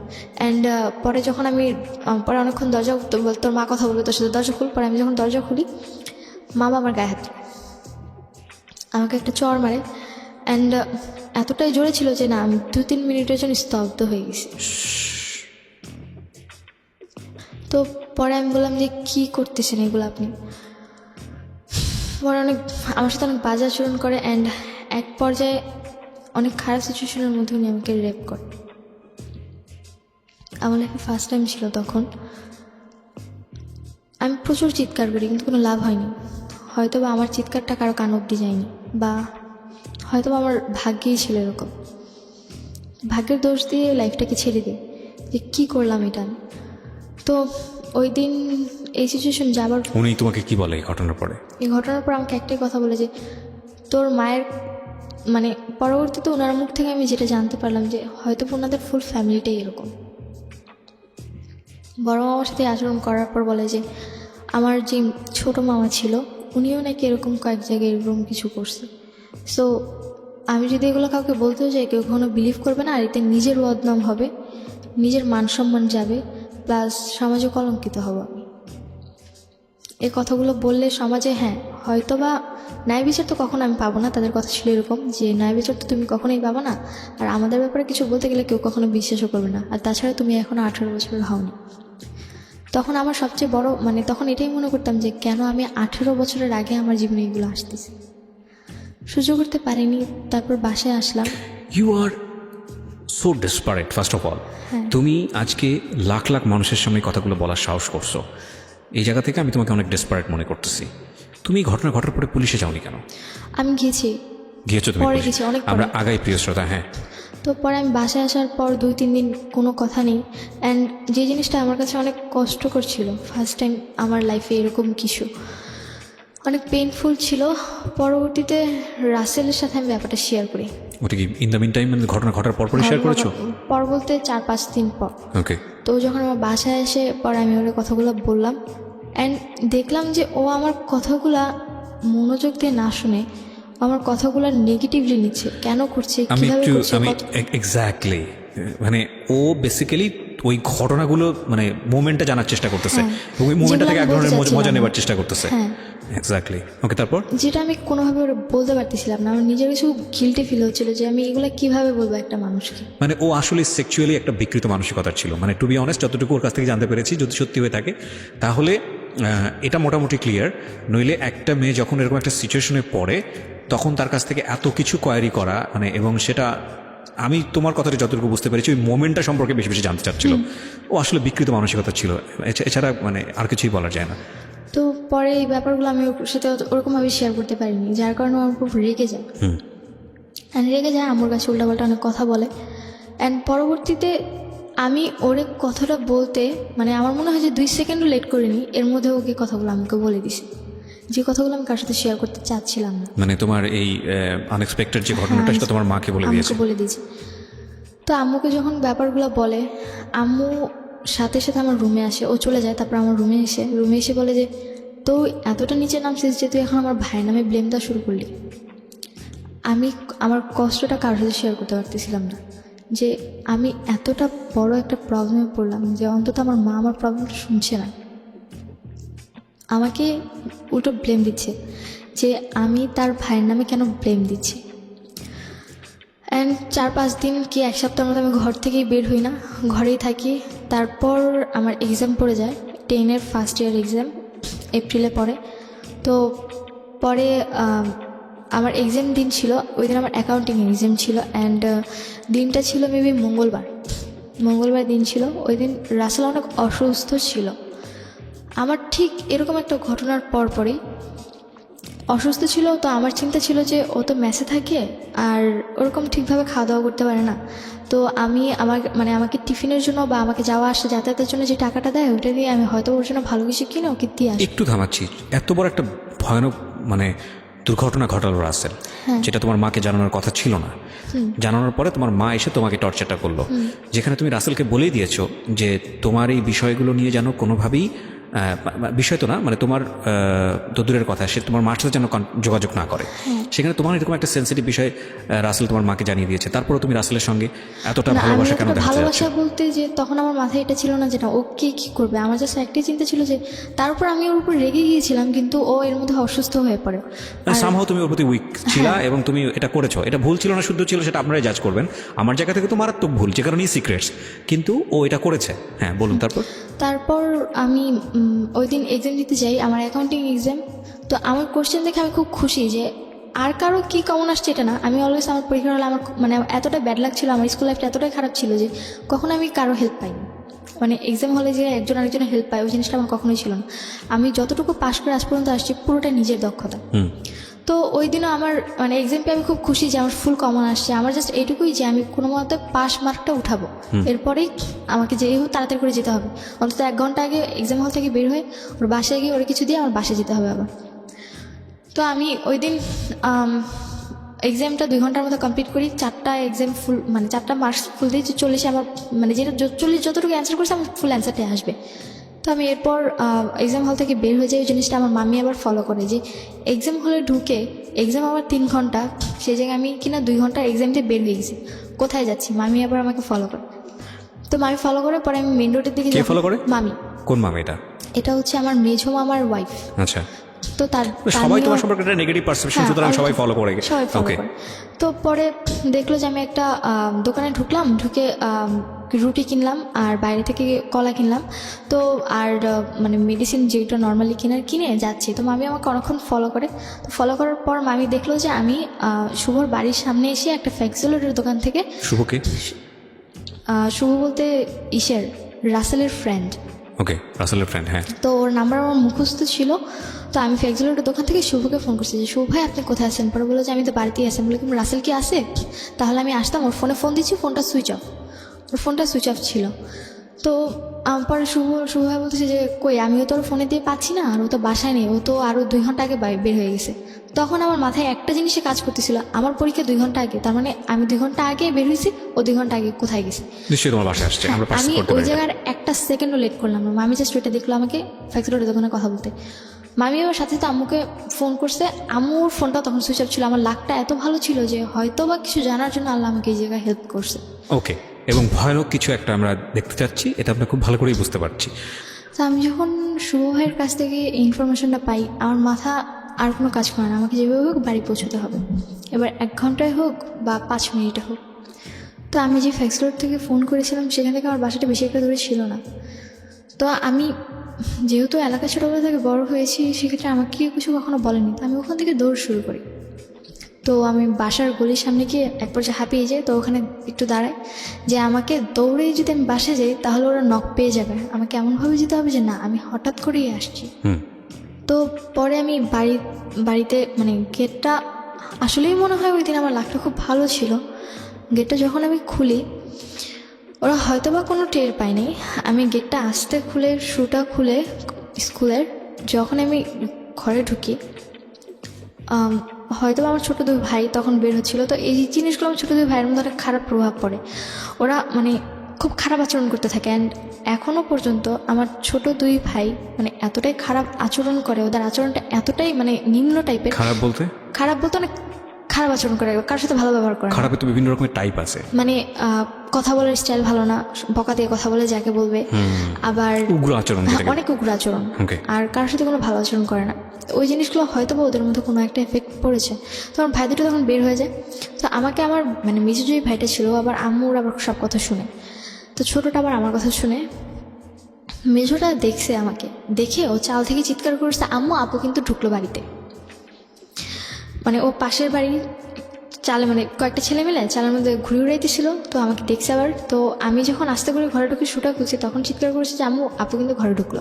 এই কথাটা আম্মু শুনছে, শুনে তাড়াতাড়ি করে যেই উঠতে গেছে আমি রুমের মধ্যে প্রবেশ করে যখন তাদেরকে এমন একটা সিচুয়েশনে দেখি যেটার জন্য সত্যি হয়তো বা আমার জন্য আনএক্সপেক্টেড ছিল। আমি ওখানে খাবারগুলো রেখে বসে এটা তোমার জন্য আনএক্সপেক্টেড ছিল, বাট আমাদের জন্য সবার জন্য, যারা আমরা স্টোরিটা শুনছিলাম তাদের সবার জন্য এটা এক্সপেক্টেড ছিল। ওকে, অন্যান্য সবার ক্ষেত্রে এটা যেমনটা হোক নিজের ক্ষেত্রে মেনে নিয়েছি। হয়তো বা ওদিক থেকে আমার কোনো উইকনেস ছিল না, কিন্তু অফকোর্স তোমার উইকনেস ছিল এবং ওটা ভুল ছিল। আমি তো বলছি যে অ্যাডোলেসেন্স পিরিয়ডে ছিল, তুমি সবই তোমার মতো প্রতিবাদ সত্তা গ্রো করেছে, কিন্তু লজিকটা গ্রো করেনি। লজিকটা যদি গ্রো করতো তাহলে তুমি নিশ্চয়ই ছেলেটার সাথে এইভাবে জড়াতে না। হ্যাঁ, তো পরে যখন এই জিনিসগুলো দেখি আমার হাত থেকে কলার রুটি পড়ে যায়, তো আমার ছোটো ভাইটা মানে মিজু যে ভাইটাও চাল থেকে তাড়াতে মানে পাশের বাড়ির চাল থেকে নেমে আমাদের বাড়িতে ঢুকে বয়স কত ওর? ওর বয়স এখন চলতেছে মেবি 12, আর তখন ছিল মেবি 8 কি 9 এরকম ছিল। তো পরে ও আর কোনো কথা বলে না, ও এই সিচুয়েশনটা দেখে ওর সামনেও? ওর সামনে। মানে এমন কোন সিচুয়েশন কি ছিল যে খুবই বিব্রতকর? খুবই বিব্রতকর বলতে মানে আমি সত্যি বলে বোঝাতে পারবো না। ওকে ফাইন, আমরা জানতে চাচ্ছি না। অ্যান্ড রাসেল যখন ব্যাপারটা দেখে ও আমাকে মানে নিজের চোখকে তো আমি আর অবিশ্বাস করতে পারবো না। এতদিন না হলে আমি নিজেকে অবিশ্বাস করে ওকে বিশ্বাস করে আসছি, এরপর থেকে ওকে মেনে নেওয়াটা আমার পক্ষে সম্ভব। কি করলে তুমি ওই সময়টাতে? তখন আমি হাত থেকে ওগুলো ফেলে দিই, মানে প্রথমে হাত থেকে পড়ে যায়, পরে আমি এই কথাটা বলি যে মানে একটা বকা দিই ওরে যে তোর মতো এরকম খারাপ টাইপের ছেলের জন্য আমি যে এই খাবারটা নিয়ে এসেছিলাম তোর অসুস্থতার জন্য, এটা মনে হয় তোর 7 কপালের ভাগ্য। এটা বলে রুটি আর কলাটা ধরে ফিক্কা মারে একদম গেটের বাইরে ফেলে দিই। আর ছোটো ভাইটার সাথে সাথে আম্মু বলে যে তুমি বাইরে যাও, তো বের হয়ে যায়। আর একদম যে ছোটো ভাইটা ওকে নানুর বাসায় পাঠায় দেয়। তো আমি গেট আটকে দিই, মানে গেট আটকে দিই, পরে ওদের দুজনকে রুমে রাখি। তো রুমে রেখে বলতেছি যে এখন কি করবে বলো, এখন আমার কি মানে অবিশ্বাস করা বাবা, এখন এর আগেরগুলো তো নিজের চোখে দেখছি, এবার তো তোমাদের দুজনকে একসাথে দেখলাম। এখন রাসেলকে বলতেছি যে তুমি এখন কি বলবা, মাকে বলতেছি তুমি এখন কি বলবা। পরে আম্মু বলতেছি যে কেন, ও কি বলবে মানে অন্যান্যগুলো যেমন মেনে নিতে পারছে এটা কেন মেনে নিতে পারবে না। পরে আমি রাসেলকে বললাম যে আসলে কি এটা আমি মেনে নিব। তো তখন হয়তো আম্মু কোনো জিনিস একটা গেস করতে পারছে যে হয়তো বা ওর সাথে আমার রিলেশন। তার পর্যন্ত কেস করেন না, তার আগ পর্যন্ত গেস করেনি। ম্যান, মানে মানে আমি totally speechless. Can you imagine the situation actually? এটা কি স্টোরি না অন্য কোনো কিছু? মানে আমি জীবনে এত গল্প শুনেছি মানুষের, এবং এত গল্প আমি প্রচার করেছি। মানে আমি এখন তো অনেক বেশি ম্যাচিউর। প্রথম যখন শুনতাম ভেতরে তোলপাড় হয়ে যেত, কিন্তু আজকে না মানে এত বেশি এক্সট্রিম লেভেলের ইমোশন হচ্ছে যে আমি ফিল করতে পারছি না যে আসলে কি বলবো, মানে আনথিঙ্কেবল। তারপরে কি হলো? তারপরে রাসেলকে বললাম যে এগুলা করার মানে কি। পরে আমাকে বললো যে পরে আমাকে আর কিছু বলে না। পরে আমি আমার রুমে চলে আসি, এসে ড্রেস আপ চেঞ্জ করে আমি আম্মুর ফোনটা আম্মুর রুম থেকে নিয়ে এসে নানুকে ফোন দিই। আর রাসেলকেও বেরোতে দিই না, আর আম্মুকেও বেরোতে দিই না। নানুকে ফোন দিই, পরে নানু আসে। পরে নানুরে বললাম যে দেখো এগুলা কি। নানু আমার সাথে চিলে করতেছি যে এগুলা কি, মানে তুমি আবার উল্টাপাল্টা কিছু করে আবার তো আমার মেয়ের গায়ে দোষ দিচ্ছ। তখন তো আমার কোনো সেন্স নেই। তখন আমি মানে লাঠি নিয়ে লাহুর যেটাকে বলে, মানে যে আটা ইয়ে করে, ওইটা নিয়ে রাসেল প্লাস আম্মু দুজনকে মারতে শুরু করি, যে আমার সেন্স আর কিছু নেই। নানুর সামনে? নানু আটকাতে পারছিল না। পরে নানুর গায়ে লেগে যায়। দেন আমি স্টপ হয়ে যাই, যেহেতু নানুর গায়ে লেগে গেছে এরপর তো আমার আর কিছু বলার নেই। দেন আমি বললাম যে এখন আমি কি করব বলো। নানুকে বলতেছি, ওরা বলতেছি যে তুই মরেই যা, তোর মতো মেয়ে থাকার চেয়ে, তোর মতো নাতনির পরিচয় দেওয়ার চেয়ে না দেওয়া আমার অনেক ভালো। কি বলবেন? কাকে সুস্থ বলবেন, কাকে অসুস্থ বলবেন আমি জানি না। ওকে, তারপর রাসেল আর কিছু না বলে বের হয়ে যায়। পরে এরপর থেকে রাসেল আমার প্রতি উইকনেসটা দেখানো শুরু করে যে না, ও আসলে আমার প্রতি উইক। তো এই জিনিসটা আমার পক্ষে ওর প্রতি আর উইক হওয়ার কোনোভাবেই সম্ভব না। আমার পক্ষে মেনে নেওয়াই সম্ভব না যে না, ওর মতো একটা মানুষকে আমি ভালোবাসি। তোমার মা কি বলতেছিল? তোমার মা তো বুঝলো তোমার সাথে একটা সম্পর্ক ছিল। বুঝতে পেরেছে যে আমার সাথে রিলেশন, তখন আম্মু আবার মানে এটা বোঝাতে চাচ্ছিল যে একদিক থেকে এই জায়গায় দুজনেই গেম খেলে আমার সাথে, শুভ চাচ্ছিল আমাকে বোঝাতে যে ও আমাকে অনেক লাভ করে, শুভ যা মিন্স হোয়াট? মানে রাসেলের ফ্রেন্ড? রাসেলের ফ্রেন্ড। ও বোঝাতে চাচ্ছিল যে ও আমাকে মানে রাসেল আমাকে অনেক লাভ করে, কিন্তু ও যা করছে ওটা আমার আম্মু নাকি ওকে বাধ্য করছে, ফোর্স করছে। তখন আমার একটাই কথা ছিল, একটা ছেলে বা একটা লোক চাইলে একটা মেয়েকে রেপ করতে পারে, কিন্তু একটা মেয়েকে আদৌ একটা ছেলেকে রেপ করতে পারে? ওর কথাটা ছিল এরকম টাইপের। পরে যখন রাসেল এই জিনিসগুলো বারবার করতে থাকে, আমার পক্ষে মানে ওর ডিপ্রেশনগুলো নেওয়া সম্ভব হচ্ছিল না। প্লাস বাড়িতে আম্মু বারবার চাপ দিচ্ছিল যে যখন নানুরা সবাই জেনে গেছে, এই ফার্স্ট টাইম আম্মুর মানে নানুদের সামনে এই জিনিসটা আসলো, তাও শুধুমাত্র নানুর সামনে। তাও নানু বিশ্বাস না করতে করতেও করেছিল লাস্ট অব্দি, কিছুটা হলেও তখন একটু শান্তি যে না আদৌ একটু হলেও করেছে, আমাকে বিশ্বাস যে আমি সবটা মিথ্যে বলছি না। তো পরে যখন আম্মু শুরু করলো যে আমাকে রাসেলের সাথে বিয়ে দেবে, তা আমার এক পর্যায়ে যে আমার পক্ষে ওকে বিয়ে করা সম্ভব না। ঘেন্না লাগতেছে, মানে টু বি অনেস্ট এটাই মুখ থেকে বের হচ্ছিল আমার, যে কাকে ঘেন্নাটা করবো। আমি সরি টু সে তোমাকে আমার ভালো লাগছে না, কারণ লাগছে না কারণটা আমি বলি যে উইকনেসের তো একটা লেভেল থাকে। তুমি ডেফিনেটলি আজকে যা বলতে আসছো এখানে সব কিছু স্বীকার করবা, এবং তুমি এইরকম একটা কিছু দেখার পরেও রাসেলের প্রতি তুমি যদি বিন্দুমাত্র সিম্প্যাথি দেখাও, তাইলে আমি মনে করবো যে না তোমার কিছু না কিছু প্রবলেম আছে। তুমি সেটা দেখাইছো, ডেফিনেটলি তুমি দেখাইছো। মানে এত ন্যাস্টি হয় কিভাবে একটা মানুষের স্টোরি। তারপর যখন আম্মু বিয়ে দেওয়ার জন্য প্রেশার দিচ্ছে, তো আমার পক্ষে কোনোভাবেই করা সম্ভব না। আর আমি কি করে একটা মানুষকে বিয়ে করবো যার সাথে কিনা আমার মায়ের অলরেডি সম্পর্ক হয়ে গেছে? ইউ স দ্যাট, মানে তুমি দেখছো, দেখছি আমার নিজের চোখে দেখা, নিজেকে অবিশ্বাস কী করে করবো আমি? তো পরে মানে তারপরে থেকে লাইফে মানে এত পরিমাণে ডিপ্রেশন আসতে শুরু করলো, আমি আমার মোবাইল ভেঙে ফেলতাম, হাত কাটতাম, তারপর মাঝে মাঝে চেষ্টা করেছি ব্লেড নিয়ে হাত না কেটে নিজের গলায় দিয়ে দিই। একটা জিনিস খেয়াল রাখবেন প্রিয় শ্রোতা, আমরা সিচুয়েশনটাকে ডিনাই করতে পারি না। আমরা হয়তো ওকে হেট করব, আমরা হয়তো এটা শোনার পরে আমাদের গা ঘিন ঘিন করবে, বাট সিচুয়েশন ইজ সিচুয়েশন, এবং এটা কারো ধার ধারে না। যার জীবনে ঘটেছে সেই জানে। কোনোভাবেই ওকে সাপোর্ট করার কোনো সুযোগ নেই। কিন্তু বয়সটা খেয়াল করে দেখুন, তখন তুমি কিসের, যখন এই ঘটনাটা ঘটে তখন আমি 10-এর এন্ডে আছো, মানে 7 কি সেপ্টেম্বরে কি অগাস্টে। ওকে, ক্লাস 10-এর সময়টাতে, বয়স খুব বেশি হলে 15, 15.5 বা 16 দিকে যাচ্ছে।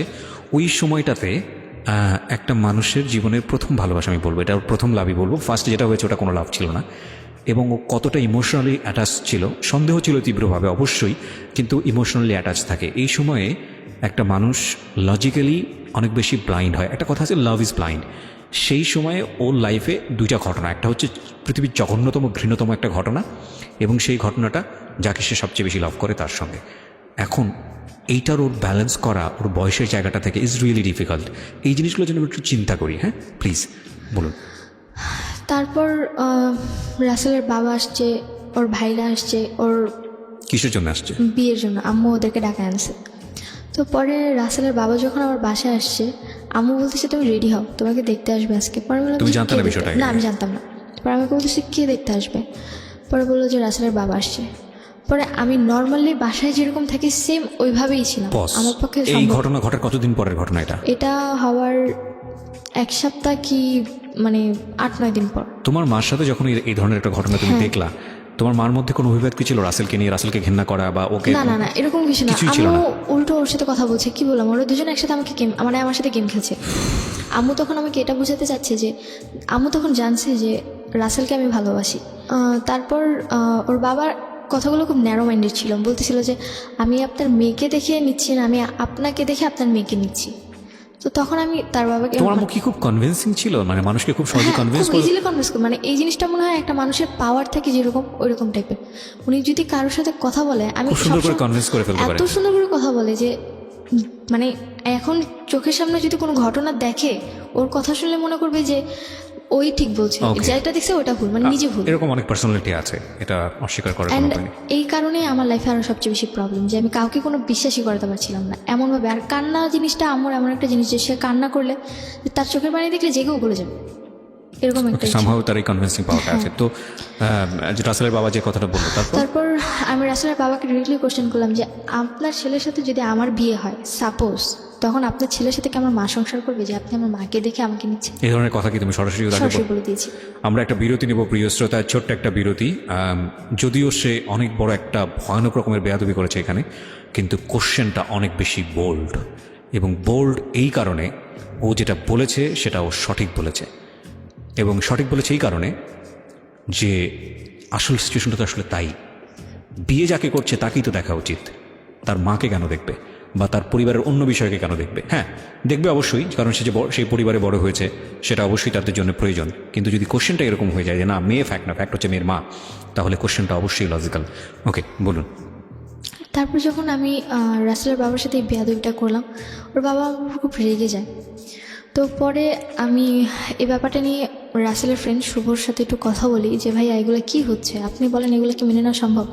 যখন শুভ এই ব্যাপারটা জানতে পারে, আমার মায়ের ব্যাপারটা, রাসেলের ব্যাপারটা, তখন সে আমার বলে যে আসলে শুভা তোমাকে থাপ্পড় মারা উচিত। পরে আমি বললাম যে কেন ভাইয়া? বলে কি তোমাকে আমি এর আগে কয়েকবার থিংস দিছি। পরে আমি বলছি আপনি আমাকে কেমন থিংস দিছেন যেটা আমি কিনা বুঝতেই পারলাম না। তো তখন যখন আমি এই কথাগুলো তারা বললাম, সে আমার বলতেছে যে শোনো, আসলে ওদের ফুল ফ্যামিলিটাই এরকম। আজকে যদি তোমার সাথে রাসেলের বিয়েও হয়, দেখবে 2 দিন পর ওর বড় ভাই তোমার সাথে খারাপ আচরণ করা শুরু করছে। তারপর মানে আমার তো অলরেডি রাসেলের প্রতি একটা ঘেন্না চলেই আসছে, তার মধ্যে ওর ফ্যামিলি ব্যাকগ্রাউন্ড সম্পর্কে যখন আমি আস্তে আস্তে ওর ফ্রেন্ড শুভর কাছ থেকে জানতে পারলাম, তখন তো আমার পক্ষে কোনোভাবেই আর কোনো কিছু মেনে নেওয়া সম্ভব না। তারপর আমি কি করব কিছু বুঝতে পারতেছিলাম না। এই কথাগুলো শোনার পর তাৎক্ষণিক আমি ওখান থেকে চলে এসে আর রাসেলের বাসায় যাই। মানে ওর মেসেজে ওর কলার ধরে, মানে যে গেঞ্জি টি শার্টটা পরেছিল ওটার কলার ধরে ওকে রাস্তায় নিয়ে এসে রাস্তার মাঝখানে ওকে একটা থাপ্পড় মারি যে তোর মতো ছিল এটাই প্রাপ্য। ওইটা বলে বাসায় এসে সহ্য করতে পারি না আসলে, যে আমি যারা এতটা বেশি লাভ করি তার ব্যাপারে আমি এমন কিছু জানলাম যেটা কিনা আমি এতদিনে জানতে পারলাম না। এত বড় ভুলটা আমি কেমনে করলাম? মানে তখন নিজের প্রতি এতটা বেশি ঘেন্না হচ্ছিল, আর মানে তখন মনে হচ্ছিল যে দুনিয়ার কাউরে আর ঘেন্না করার দরকার না, আমার নিজেই ইনাফ আমার নিজের জন্য। তারপর কি করবো কিছু বুঝতে পারতেছিলাম না, মাথা পুরোপুরি খারাপ হয়ে গেছিলো, মোবাইল ভেঙে ফেলছি, প্লাস ঘরের মধ্যে মানে কিচ্ছু বুঝতে পারতেছিলাম না আসলে আমি করবোটা কি। তখন কোনো কিছু হাতে না পেয়ে পেলাম ব্লেড। হাতে ব্লেড পেয়ে আমার আর কোনো চিন্তা নেই। আমি আবার যে কোচিংয়ে পড়তাম ওই স্যার আবার মাঝে মধ্যে আমাদেরকে মানে সচেতন করার জন্য অনেক কথা বলতো। উনি একবার বলেছিল যে সুইসাইড করার জন্য অনেকে আছে যে মানে পানিতে ঝাঁপ দেয় বা কলাই দড়ি দেয়। আসলে এর চেয়ে সহজ উপায় হচ্ছে যে যদি কেউ হাতের শিরা কেটে দেয়, ক্লাসে বলেছে হ্যাঁ, যদি শিরা কেটে দেয় তাহলে 10 মিনিট সর্বোচ্চ, তাহলে এই 10 মিনিটের মধ্যে সে মারা যাবে, এটা কনফার্ম। তো সো এইসব ভুল যেন আমরা ভুলেও না করি, মানে এটা জাস্ট আমাদেরকে সচেতন করার জন্য করেছে। কিন্তু সচেতন করার জন্য বলে সে টেকনিক বলে দিয়েছে। টেকনিক বলতে এখন আমার কাছে ওটাই, এখন আমার মাথায় হ্যাঁ, অনেক সময় ব্যাপারটা এরকমই আসলে, কেউ হয়তো সচেতন করার জন্য বলছে, কেউ হয়তো এটাকে নেগেটিভলি ব্যবহার করছে। তো তুমি ওটাকে কি করলা? আমি নেগেটিভলি নিয়েছি। ফাইন। আমি হাত কেটে ফেলি, অ্যান্ড হাত কাটার পর আমার আর কোনো সেন্স নেই, মানে শিরা কেটে ফেলি। হ্যাঁ, হাতে শিরা কেটে ফেলি। অ্যান্ড আমি ওইটা কেটে মানে আমি আবার মানে হাত কেটে আমি আবার আমার রুমে গেছি। আমি এটা কেটেছিলাম আমার রুমে, তখন আমার রুমটা খালি ছিল। আমি আমার রুমে তো কাটতে দিবে না, আর স্বাভাবিক মরলে তো দোষ হবেই তাদের ঘাড়ে, এই জন্য আমি আমার রুমে গিয়ে হাত কেটে দিছি। কেটে আমি আবার হাঁটতে হাঁটতে আমার রুমে গেছি। রুমে গিয়ে ব্লেডটা ওয়াইড্রবের যে কাপড়টা ছিল ওটার নিচে ব্লেডটা রাখছি। ব্লেডটা রেখে আম্মুর ফোন নিয়ে আমার রুমে আসছি। আমার রুমে এসে বললাম, ওর মানে রাসেলের বড় ভাইকে ফোন দিছি। ফোন দিয়ে বললাম যে আপনাদের মতো নোংরা পরিবারে যাওয়ার চেয়ে আমার মরে যাওয়া অনেক ভালো। আজকের পর থেকে আপনারা কোনোদিন শুভাকে আর পাবেন না, দয়া করে আমাকে আর কোনোদিন জ্বালাবেন না। তারা মনে করছে হয়তো আমি কোথাও চলে যাচ্ছি, অলরেডি তো আমি রাসেলকে মেরেই আসছি। তো এরপর আমার হাত থেকে ফোনটা পড়ে গেছে, আমি সেন্সলেস। তারপর আমার আর কোনো সেন্স নেই। তারপর যখন আমার 4 ঘন্টা পর যখন সেন্স ফিরে, তখন আমি হসপিটালে, অ্যান্ড আমার হাতে ব্যান্ডেজ করা। পরে আম্মুর মুখ থেকে যেটা শুনলাম যে আমার হেঁটে যে আমি আম্মুর রুমে গেছি আবার আমার রুমে আসছি, তখন রক্তগুলো নাকি নিচে পড়েছিল, যেটা কিনা আম্মু দেখতে দেখতে আমার রুমে আসছে। অ্যান্ড এসে দেখে যে আমি পড়ে আছি, মনে করেছিল শুয়েছিলাম, কিন্তু রক্ত দেখে সে আর ঠিক থাকতে পারেনি। হয়তো বা আমার রক্ত তার মধ্যে কোনোটা যদিও চেঞ্জিং আনে। তো সে আমার রুমে এসে যখন আমার হাতটা কাটা দেখে, হাতের মধ্যে তাড়াতাড়ি করে কাপড় পাচ্ছে। তারপর রাসেলকে ফোন দেয়, রাসেল আর আম্মু আর আমার নানুকে ফোন দেয়। 3 জন মিলে আমাকে হসপিটালে নিয়ে এসে আমার হাতে সেলাই করে প্লাস হাতটা ঠিক করে। কোন হসপিটাল এটা? আলসান। এই হসপিটালে সাধারণত এগুলো নেওয়ার কথা না, কেস নেওয়ার কথা। হ্যাঁ, কেস নেওয়ার কথা। এই জায়গায় আরও একটা কথা হচ্ছে যে কেন কেস নেয়নি, আমার খালামুনি এখানে জব করে। সামহাউ সে ম্যানেজ করেছে। সামহাও বলতে আমাকে যে নিয়ে আসছে, পিছনের একটা গেট আছে, ওই গেট দিয়ে আমাকে নিয়ে এসে একেবারে 4 তলায় নিয়ে গেছে, যেখানে অপারেশন থিয়েটার। 4 তলায় নিয়ে গিয়ে অপারেশন থিয়েটারে জাস্ট ওনার যে পরিচিত ডক্টরটা আছে, মানে মানে উনি হসপিটালেও জব করে, আবার ওই ডক্টরের বাসায়ও জব করে, তো কাজ করে, যার কারণে ওনাকে ডেকে এনে আমার হাতটা কোনোভাবে ওয়াশ টাশ করে ঠিক করছে, মানে শিলি দিছে। তারপর এই ব্যাপারটা হসপিটালের কেউ তেমনভাবে জানতো না, কারণ যেহেতু আমাকে আস্তে করে নিয়ে আসছে, আর আমাকে কোলে করে উপর অব্দি তুলছে পুরোটাই রাসেল। তারপর যখন বাসায় নিয়ে আসি, আমার একটাই কথা ছিল, যদি রাসেল আমার সামনেও আসে আমি হাতের শিলি তো খুলবই, প্লাস নিজেকে আবার ওই জায়গায় মানে আবার ব্লেড দিয়ে আমি নিজেকে নিজে শেষ করে দেবো। এরপর বাঁচানোর আর কোনো স্কোপ থাকবে না। এবার তো দরজা খোলা ছিল, এরপর আবার দরজা না, দরজা আটকে করবো, যাতে কেউ খুলতেও না পারে। আমার কথাটা এরকম ছিল তাদের কাছে। তারপর পরে রাসেলের ফ্যামিলিরা আমাকে দেখতে আসে আবার আমার অসুস্থ অবস্থায়। পরে আমি ওদেরকে অনেক অপমান করি। পরে আমি বলি যে যদি আপনারা মানুষ হয়ে থাকেন জীবনে কোনদিন আমার সামনে আসবেন না, আপনার মতো ফ্যামিলির ছেলে বিয়ে করা তো দূরে থাকা, আমি কোনদিন মুখও দেখব না। এরপর শুভ মানে রাসেলের যে ফ্রেন্ড ছিল শুভ, ও মেবি রাসেলকে অনেক কথা বলে, যার কারণে রাসেল সহ্য করতে না পেরে চলে যায়, পুরোপুরি টোটালি কন্ট্যাক্ট অফ করে সিম চেঞ্জ করে এলাকা ছেড়েই চলে যায়। কে? রাসেল। ওকে। তারপর আম্মুর সাথে রাসেলের কোনো কন্ট্যাক্ট নেই। আম্মু তো পুরো দিশেহারা, রাসেলের কোনো খোঁজ পাচ্ছে না। প্লাস এখন আরও আমাকে ইমোশনালি বোঝানোর চেষ্টা করছে যে না, আসলে আম্মু আমার প্রতি অনেকটা কনসেপ্ট, মানে সে বোঝাতে চাচ্ছে যে না, সে আমার জন্য রাসেলকে খুঁজছে। তখন আমি বললাম যে আমার জন্য রাসেলকে খুঁজে কোনো লাভ নেই, রাসেলকে তুমি যদি এখন মানে রাজা সে যেমন আমার সামনে দাও, আমি কিন্তু তাকে কখনো আর অ্যাকসেপ্ট করতে পারবো না, বিকজ আমার পক্ষে এটা সম্ভব না। পরে আম্মু ওই জিনিসগুলো হয়তো বুঝতে পারছে, পরে আম্মু আর এই জিনিসগুলো ট্রাই করেও নি। পরবর্তীতে বিয়ের জন্য পরে রাসেলের ফ্যামিলি চলে গেছে, আমাদের রাসেলের ফুল প্রুভলি টোটালি রাসেলের সাথে কন্ট্যাক্ট অফ, মানে আমাদের ফুল ফ্যামিলি। এর মধ্যে হাত কাটা নিয়ে বাবার কাছে খবর গেল যে রাসেলের সাথে নাকি আমি ছিলাম, যেটা কিনা মিস ইনফরমেশন। আমি বুঝতে পেরেছি। তারপর তোমার বাবা কি করলো? তো এই জিনিসগুলো বাবা শোনার পর বাবা আমাকে বললো যে তুই কাটছোস তো ঠিক আছে, তা হাত কেটে দরজাটা কেন ওপেন রাখলি? তোর মা ইমোশনালি এটা তুই জানিস। একেবারে মানে আমার বাবা অনেক হার্ট, এতটাই হার্ট যে বলার বাইরে। দেন অক্টোবরের 3 তারিখে রাসেল এলাকা ছেড়ে চলে গেল, আমার ওর সাথে আর কোনো কন্ট্যাক্ট নেই। অক্টোবরের 4 তারিখ থেকে আমার মডেল টেস্ট শুরু হলো। দেন এর মধ্যে আমার ফ্যামিলি তার কোনো ঝামেলাও নেই, কোনো গ্যাঞ্জাম নেই। তারপরে আসলো আমার এসএসসি পরীক্ষা শেষ ফেব্রুয়ারিতে এসএসসি পরীক্ষা শেষ। তারপর মার্চ মাসে, তখন এর মধ্যে আম্মু আমার সাথে খুবই ভালো আচরণ করছে, যেটা কিনা আমি তার কাছ থেকে আশা করিনি। কিন্তু বাবার সাথে আমার কোনো কন্ট্যাক্ট নেই। ওই দিন লাস্ট কথা হয়েছিল, এরপর আমার সাথে বাবার আর কোনো কন্ট্যাক্ট নেই। তারপর অক্টোবরের পর মানে ফেব্রুয়ারির পর এক্সামের শেষে এরপর দেখি যে আম্মু আবার সে আগের মতো ফোনে কথা বলছে। এখন বাসায় না আনে না, বাট বাইরে মিট করছে, বাইরে ঠিক মিট করছে, কথা বলছে। অ্যান্ড আমার তখন এতটা টেক কেয়ারিংয়ের ব্যাপার ছিল না। এখন আমি আমার নিজের মতো থাকলেই এনাফ। উনি যে আমাকে জন্ম দিয়েছে আমি এটা মনে করি না। আমি মনে করি যে না, আমার মামু মারা গেছে, আমার বাবাও মারা গেছে, আমি এখন বর্তমানে এতিম, এরকমভাবে ছিলাম। তারপর মে মাসে আমার বাবা আসছে বাইরে থেকে। বাবা আসার পর আমার সাথে বাবার তেমন একটা কথা হতো না, যদি নর্মালি জিজ্ঞেস করতো ভালো আছে কিনা, কথা জাস্ট এটুকু, এর বেশি না। অ্যান্ড একটা বাবা বাইরে থেকে আসছে, আমার ভাইদের জন্য অনেক কিছু নিয়ে আসছে, গেমস বলেন, ড্রেস আপ বলেন, বহুত কিছু। অ্যান্ড আমার জন্য জাস্ট একটা ফোন আনছে, তো আর কিছুই না। আমার সে এতটা খারাপ লাগলো যে আমার ভাইদের জন্য এত কিছু আনলো, আর আমার জন্য জাস্ট একটা ছোটো ফোনেই আনলো, আর কিছুই না। আমি কি এতটাই ফেলনা তাদের কাছে? আমার পক্ষে মেনে নেওয়াটা সম্ভব হয়নি। তার কারণে আমি আমার বাবার সাথে টোটালি কথা বলা অফ করে দিলাম। তারপর বাবা আমার কাছে আমার মায়ের ব্যাপারে কিছু ডকুমেন্টস ছিল। কি ধরনের ডকুমেন্টস ছিল? আম্মুর আমার গলিতে যেই লোকটা ছিল, যার সাথে আম্মুর পরবর্তীতে মানে থাকাটা, যেটা আমি দেখেছিলাম, উনি আবার আমার প্রতি উইক ছিল, তারপরে আবার আমার প্রতি উইক হয়ে পড়েছে। অ্যান্ড পরবর্তীতে আমাকে ইমপ্রেস করার জন্য আম্মুর সাথে ওনার অনেকগুলো নেগেটিভ ছবি প্লাস রেকর্ডিং, মানে কথা বলা, এগুলো আমাকে দিছে। অ্যান্ড তখন তো আমার ছবি বলতে ছবি কোথায় পেয়েছে উনি? ছবি উনি তুলেছে আম্মুর সাথে। এটা Okay, আমাকে তারপর? ইমপ্রেস করার জন্য। আর তখন আমার সাথে রাসেলের আবার ভালো সম্পর্ক ছিল, যার কারণে আমি আমার মেমোরি কার্ডটা ওর কাছে জমা রাখছি। আমার কাছে থাকলে হারিয়ে যেতে পারে, আমাকে বাসা থেকে বের করে দিচ্ছে, আবার বাসায় নিচ্ছে, বাসায় মানে আমি আম্মুকে মারছি, আম্মু আমাকে মারছে, এগুলো চলছে, যার কারণে আমি আমার কাছে সেফলি রাখতে পারলাম না। অথচ আমি যার কাছেই রাখলাম সেই হচ্ছে আমার সবচেয়ে বড় আনসেফলি একটা মানুষ, যার কাছে কিনা আমি আমার ডকুমেন্টসটা রাখতে দিছি। তো কি হয়েছে এগুলো? পরে ওই মেমোরিটা মানে কি বলে পুড়াই দিছে। পরবর্তীতে বাবা যখন আসলো, যখন বাবাকে বললো তুমি তো তোমার মায়ের উপর ডকুমেন্টস রাখছো, কোথাও আমাকে দেখাও, আমার বলার মতো কিছু ছিল না তখন। আমি কি বলবো তাকে?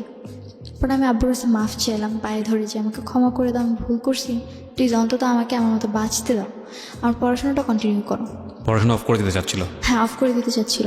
তারপর আমাকে ইন্টার ফার্স্ট ইয়ারে অ্যাডমিট করলো, আমার যেই স্কুল পড়েছি সেই কলেজে। যখন আমাকে অ্যাডমিট করলো তো আমি তো খুব খুশি যে আমাকে অন্তত অ্যাডমিট করছে। তারপর এর মধ্যে বাবা যে কদিন ছিল নর্মালি ছিল সব কিছু। তারপর বাবা চলে গেল। বাবা যেদিন গেছে তার 1 মাস পর আম্মুর আচরণটা আমার সাথে এতটা খারাপ হয়ে গেল, ঠিক আগের মতো বাজে কথা বলতেছে, উঠতে বসতে। আমি এর মধ্যে আমার লাকটা ভালো ছিল যে এর মধ্যে আমি একটা কোচিংয়ে জবও পেয়ে যাই, আমি ওখানে ক্লাস নিতে হবে। আর আম্মুর মার জিনিসটা এতটা খারাপ ছিল যে তুমি একসময় বলছিলে যে তুমি পুলিশে গিয়েছিলে, কখন সেই এই ঘটনা? যে এরপরে হ্যাঁ, তা আমার মার জিনিসটা আমার কাছে খুব খারাপ হয়ে লাগে। এমনকি এখনো পর্যন্ত আমার বডিতে অনেক প্রবলেম আছে ওই মারের কারণে। তো পরে যখন এই জিনিসগুলো আবারও হচ্ছিল, বাবা অলরেডি এসে গেছে, তো এরপরে বাবা এসে গেছে, তখন আমি বলতেছিলাম যে বারবার যে বাবা একবার এসে গেছে, তোমার জন্য আমি এত কিছু করলাম, আমার হাত কাটলো, তারপর কেন তুমি এগুলাতে আবার যাচ্ছ? অন্তত এগুলো ছেড়ে দাও, ভালো থাকো, তাহলে তো আমি আর কোনো প্রবলেম করতেছি না। তো সে আমার কথাগুলো শুনছিল না। পরবর্তীতে আম্মুর সাথে আম্মুর আবার লাগালাগি মারামারি শুরু হয়ে যায়। আম্মু আমার সাথে এমনভাবে মারছিল যে আগের চেয়েও খারাপ। তারপরে মানে আম্মুর সাথে যখন আমার এই জিনিসগুলো চলতে থাকে, এক পর্যায়ে আম্মুর মারার অবস্থাটা আমার এতটা খারাপ হয়ে গেছিলো যে না, ওই দিন রাতে উনি আমাকে মেরেই ফেলবেন। আমি আম্মুর রুম থেকে সেই দিনও আমার জামা পুরোপুরি ছিঁড়ে ফেলছে। আমার রুমে একটা জামা ছিল, আমি দৌড়ে গিয়ে আমার রুমের জামা পরছি। আব্বু যেহেতু আমাকে ফোন দিয়ে গেছিলো, আমার কাছে একটা ফোন ছিল, আমার রুমের দরজা নক করে দিছি। এখন কি করবো আমি? এখন যদি আমি রুম থেকে বের হই, হয় সে আমাকে মেরেই ফেলবে। তার হাতে এমন একটা জিনিস ছিল, জিনিসটা খুবই খারাপ একটা জিনিস ছিল। কি ছিল? ওই যে লোহার টাইপের এক ধরনের রড টাইপের ছিল, যে সিনি বলে, যেটা দিয়ে হাতুড়ি পিটা, ওরকম টাইপের ছিল। অলরেডি আমার গায়ে যে বাড়ি দিছে, ঝাড়ুর বাড়িগুলো আমার গায়ের মধ্যে একদম লেগে গেছিলো, ঝাড়ুর ইয়েগুলো। তো অলরেডি হাত দিয়ে রক্ত পড়তেছে, তার মধ্যে এই সিচুয়েশন, কী করবো বুঝতে পারতেছিলাম না। এখন হয় আমাকে বাঁচতে হবে, আর তা নাহলে মরতে হবে, দুইটার একটা। কোনো কিছু বুঝতে না পারে শেষে নেটে সার্চ দিলাম। আমার ফোনে নেট ছিল ভাগ্য ভালো, যার কারণে আমি লোন আসে এমবি, তো আমি লোন এনে গুগলে বাড্ডার পুলিশ স্টেশনের নাম্বারটা সার্চ করি, দেন পরে পুলিশের কাছে ফোন করি। পুলিশের কাছে ফোন করার পর পুলিশ আসে বাসায় আসার পর আম্মু তখন একদম শান্ত। পুলিশ আসছে, গেট খুলে না, কিচ্ছু হয় না এই বাসা, এমন একটা ভান। পুলিশ মামাকে ফোন করছে, মামা আবার বড় মামা যে ছিল, মানুষদের সাথে একটু বেশি চলাফেরা করে, যার কারণে থানা পুলিশ লোকজন তারে চিনে, তো তার কথা শুনে পরে তো পুলিশ চলে যায়। পরে মামা ঘরে ঢুকে, পরে পুলিশ বলে গেছে যে পরের দিন যেন থানায় আমাদের উপস্থিত থাকতে হয়। পরে আমরা থানায় গেলাম। পরের দিন আমরা থানায় যে ওসিটা ছিল তার সাথে আমার মামা আগে আলাদা করে কিছু কথা বলতে চাইছে। তো ওসির সামনে মামা আমাকে এমনভাবে উপস্থাপনা করে যে আমার ব্রেন লস, তুমি মানসিকভাবে অসুস্থ। হ্যাঁ, আর মানসিকভাবে অসুস্থ, আর আমি যা বলছি পুরোটাই বানোয়াট, মিথ্যে। তার উপর আমার তখন 18 হয়নি। আর আমি যতদূর পরবর্তীতে শুনেছি যে 18-র আগে নাকি বাংলাদেশের কোথাও কোনো ছাত্র বলেন বা ছাত্রী বলেন, কারোরই পুলিশ স্টেশনে কোনো কমপ্লেন ইজিলি নেওয়া হয় না, বা তাদের কথা মানাও হয় না। তো পরবর্তীতে যখন পুলিশ আমাকে জিজ্ঞেস করলো তোমার এজ কত, পরে আমি বললাম যে 17+। পরে যে তোমার তো এখন 18 হয়নি, তুমি কী করে কমপ্লেন করলা? আর তুমি এত সাহস কী করা যে তুমি রাত করে আমাদেরকে ফোন দিয়ে হ্যারাস করলা? আর তোমার মার ফেস দেখে তো মনেই হয় না যে সে তোমার উপর এমন টর্চার করতে পারে বা তোমাকে মারতে পারে। পরে আমি হাত কেটে গেছে দেখালাম, বলে কি যে টুকিটাকি ঝগড়া তো ফ্যামিলিতে হবেই, তাই বলে তোমরা থানা পুলিশ পর্যন্ত নিয়ে আসবা। ওসির আচরণটা এতটাই খারাপ ছিল যে এখনও পর্যন্ত আমার পুলিশদেরকে সবচেয়ে বেশি ঘেন্না হয়। আমি একসময় তাদেরকে অনেক রেসপেক্ট করতাম। উইথ ডিউ রেসপেক্ট, সব ওসি একরকম না, সব পুলিশ একরকম না, যে কারণেই আমাদের একটা বড় ভুল হয়ে যায়। আমরা একজনকে দিয়ে পুরো কমিউনিটিকে চিন্তা করি। আমি আমার লাইফে, আমরা কিছুদিন আগে এখানে একজন পুলিশ অফিসারের জীবন গল্প প্রচার করেছি বুধবারে, যদি তোমার শোনা হয়ে থাকে। আমি বলছি না যে পার্টিকুলারলি কেউ ভালো কিংবা কেউ খারাপ, কিন্তু একজনের জন্য পুরো কমিউনিটির আমরা একটা খারাপ ব্লেম দিই। তুমি তোমার লাইফে যে এক্সপিরিয়েন্স ফেস করেছো, যে কারণেই হয়তো তোমার এই ধরনের পারসেপশন হচ্ছে। এমনও হতে পারতো তুমি একজন ভালো অফিসারের কাছে গিয়েছো এবং তাদের অনেক ক্ষমতা, অফকোর্স গভর্নমেন্ট থেকে তাদেরকে ক্ষমতা দেওয়া হয়, তারা যদি তোমাকে প্রপারলি জাজ করতো তাহলে হয়তো বিষয়টা এরকম হতো না। বা তুমি যেটা বলছো সেটা যে আদৌ কতখানি সত্য সেটা তো বিশ্বাস করার একটা বিষয় থাকে, এবং সেটা যেহেতু টাইম মেশিনে চড়ে গিয়ে পুরো জিনিসটা দেখা যায় না, সুতরাং আরেকজনের জায়গা থেকে হয়তো পুরো গল্পটা যে তুমি যে এখানে বলেছো, কেউ হয়তো বিশ্বাস করেছে, কেউ হয়তো বিশ্বাস করেনি, তিনি তার মতো করে হয়তো জিনিসটা বিশ্বাস করেননি। তবে কেসটা যেহেতু এতটা জটিল ছিল, আমার মনে হয় একটু হলেও খতিয়ে দেখা প্রয়োজন ছিল। পুরোপুরি ডিনাই না করে দিয়ে খতিয়ে দেখতে পারতো, যে তোমাকে বিশ্বাস করি না কিন্তু আমরা একটু অবজার্ভ করতে চাই যে আসলে সিচুয়েশনটা কী। হ্যাঁ, তো যাই হোক, তারপরে কি হলো? তারপর ওসি আমাকে বললো যে তোমার মা তো এটা সৎ মা না। পরে বললাম যে জি না, আমার সৎ মা না, আমার আপন মা। বলে কি আপন মা পৃথিবীতে এমন কেউ হতেই পারে? Exactly, that is my question also. আপন মা পৃথিবীতে আসলে এরকম হয়? এটা আসলেই খুব ডিফিকাল্ট। বাট ওই যে একটা কথা আছে, জীবন আসলেই কোনো এথিক্সের ধার ধারে না কখনো কখনো। হ্যাঁ, তারপর উনি আমার কথাগুলো বিলিভ করে না। পরবর্তীতে আমরা ওখান থেকে চলে আসি, মানে থানা থেকে আমাদেরকে বলে যে যে জিডিটা করছো তুমি ফোন দিয়ে ওটা ক্লোজ করে যাও। আর ফোন দিয়ে জিডি করো মানে তুমি নিজে লেখো নি? ওনার না না না, জিডি ও আমি এন্ট্রি করো? বলে দিয়েছি, উনি ওই অনুযায়ী লিখে নিয়েছে। আচ্ছা, তো পরবর্তীতে বললো যে পরে ওখানে জিডি যে টাকা ছিল, যতটুকু দরকার ছিল ওটা পরে আমই দিছে, আমি আর কিছু বলিনি। জিডির টাকা মানে জিডিতে কোনো টাকা লাগে না? আমি ওখানে লেগেছিল। আচ্ছা, তো পরে আমি ওখান থেকে জিডিটা উইথড্র করো তুমি? হ্যাঁ, উইথড্র বলতে আমি তো চলে আসি, ওই যা যা করছে আমি ওখান থেকে থানা থেকে বেরিয়ে ডিরেক্টলি বাসায় চলে আসছি। বাসায় এসে বাসার পিড়ার সামনে বসেছিলাম।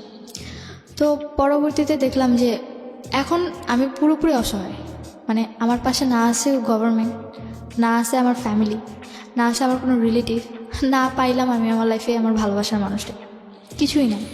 লাস্ট কিছু আর কি বলার আছে? আর আর কি বলতে তারপর এখন পর্যন্ত ওইভাবেই চলছে দিন। এখন আমার আম্মুর সাথে আমার টোটালি মানে কোনো কথা নেই, মানে সে বললে বলে কিন্তু আমি শুনি। এখন টোটালি আমি তার সাথে কোনো কথা বলি না, মানে একটা বোবা যেরকম থাকে আমার একটা বাড়িতে, আমি সেম ওইভাবে থাকি। প্লাস আমি শুধু জাস্ট ওই বাড়িতে থাকি, আমার খাবার খরচ, পড়ার খরচ যতটুকুই আছে ফুলটা এখন নিজেকে চালাতে হচ্ছে। খাবার খরচ তোমাকে দিতে হয়? হ্যাঁ, আমার নিজেটা নিজেকে করতে হয়। কজ আমার মা ডিরেক্টলি কথা, যদি আমি আমার বাসার খাবার খাই তাহলে আমি আমার মরা ভাইয়ের মাথা খাই। তুমি কিভাবে চালাও এটা? কোচিং করে যে পয়সাটা হ্যাঁ, পাও? কোচিং করে যে বেতনটা পাই ওটাতে আমার খাবার খরচ হয়ে যায়। মানে এই টাকাটা তুমি তোমার ফ্যামিলিকে দাও? না, ফ্যামিলিকে দিই না, মানে তুমি নিজে নিজে? নিজেরটা নিজে, কজ ওনারা আমার জন্য করবে না। প্রথমে মনে করেছিলাম যে তুমি নিজে হয়তো নিজে রান্না করো নিজের জন্য? রান্না বলতে হ্যাঁ, নিজেকে রান্না করতে, মানে যখন রান্না করতে হয় তো করি, আর তা না হলে বাইরে থেকে খাবার আনি। কিসে পড়ছো তুমি? আমার পড়াশোনা ইন্টার ফার্স্ট ইয়ার পুরোপুরি কমপ্লিট করেছি, অ্যান্ড সেকেন্ড ইয়ার ভর্তি ডেট ছিল, এখন নেই। এখন পড়াশোনা স্থগিত। পড়াশোনা বন্ধ করে দিয়েছে? হ্যাঁ, পড়াশোনা টোটালি বন্ধ। কজ আমার পক্ষে তো নিজের পড়াশোনা এতটা চালানো সম্ভব না, পড়াশোনাটা এত সহজভাবে চালানো যায় না। Very ugliest situation of. এখন পর্যন্ত তার কথাবার্তার সিচুয়েশন এরকম চলে যাচ্ছে, অ্যান্ড এখনও প্রতি রাতে আমার নামে আজও সেই কথাগুলো বলে যাচ্ছে। আমি বোধহয় জীবনে কখনোই কথাগুলো অফ করতে পারবো না তার। আচ্ছা, আমি না মানে গল্পটা শোনার পরে এতগুলো অ্যাঙ্গেল গল্পের, যেই অ্যাঙ্গেলেই কথা বলতে চাই না কেন, ঘন্টার পর ঘন্টা বলতে পারবো, কিন্তু আমি আসলে এত বেশি অ্যাঙ্গেল তো আমি কী বলবো আমি বুঝতে পারছি না। আমার শুধু এতটুকুই, মানে যতটুকু মনে আসছে, যা আসছে বলে দিই, আমার কাছে এরকম মনে হচ্ছে। প্রথম কথা হচ্ছে, তুমি আজকে যে ঘটনাটা বললা এটা তোমার লাইফে ঘটেছে কি ঘটেনি সেটা আমি জানি না, মানে টু বি অনেস্ট, কারণ আমি এগুলো দেখে আসিনি। কিন্তু এই রকম ঘটনা মানুষের জীবনে ঘটা সম্ভব সেটা আমি বিশ্বাস করি। এর চেয়েও ভয়ানক ঘটনা সম্ভব আমি বিশ্বাস করি। ওকে, তো সেই জায়গাটা থেকে তোমার প্রতি আমার একটা অন্য ধরনের সিম্প্যাথি আছে, টু বি অনেস্ট। আরেকটা বিষয় সেটা হলো যে তোমার আম্মুকে আমি কোনোভাবেই তার দিকে আমি আঙুল তুলছি না, আমাদের অনুষ্ঠানের নিয়ম অনুযায়ী এটা যায় না। তুমি যার সম্পর্কে যেটা বলো না কেন, আমরা আঙ্গুল তুলতে পারি না একটা কারণে। হ্যাঁ, ফাইনালি হয়তো জাজমেন্টের জায়গা থেকে কেউ একজন দোষী, কেউ একজন নির্দোষ, কিন্তু আমরা জাজমেন্ট যেহেতু করি না, আমরা প্রত্যেকটা মানুষকেই ভ্যালুয়েবল মনে করি। তোমার আম্মার জীবন গল্পটা যদি আমরা জানতে পারতাম, বা তোমার আম্মার জীবনের সিক্রেটসটা যদি আমরা জানতে পারতাম তার মতো করে, হয়তো সেখানে হাজারটা লজিক দাঁড় করাতো সে। সুতরাং সেদিক থেকে হয়তো তার প্রতি অন্য রকমের সিম্প্যাথি থাকতো। আমাদের সমাজের সামাজিকতায়, হ্যাঁ, আমরা আমাদের নীতিনৈতিকতার জায়গা থেকে কখনোই এই বিষয়গুলো মেনে নিতে পারি না যে একটা মানুষের সাথে আরও 10 জন মানুষের এ ধরনের অনৈতিক সম্পর্ক থাকবে, এবং সেটা এতটা ওপেনলি হবে, সেটা এতটা বেশি সাপোর্টিভ হবে। কিন্তু এটা সত্য, সমাজের এই হিডেন ফেসটা বা ফ্যামিলির এই হিডেন ফেসটা আমরা কখনোই ওপেন করি না, কিন্তু ভেতরে ভেতরে অনেক কিছুই ঘটে যেটা সামনে আনার মতো না, বা সামনে আমরা আনতে চাই না সামাজিক ট্যাবু থেকে।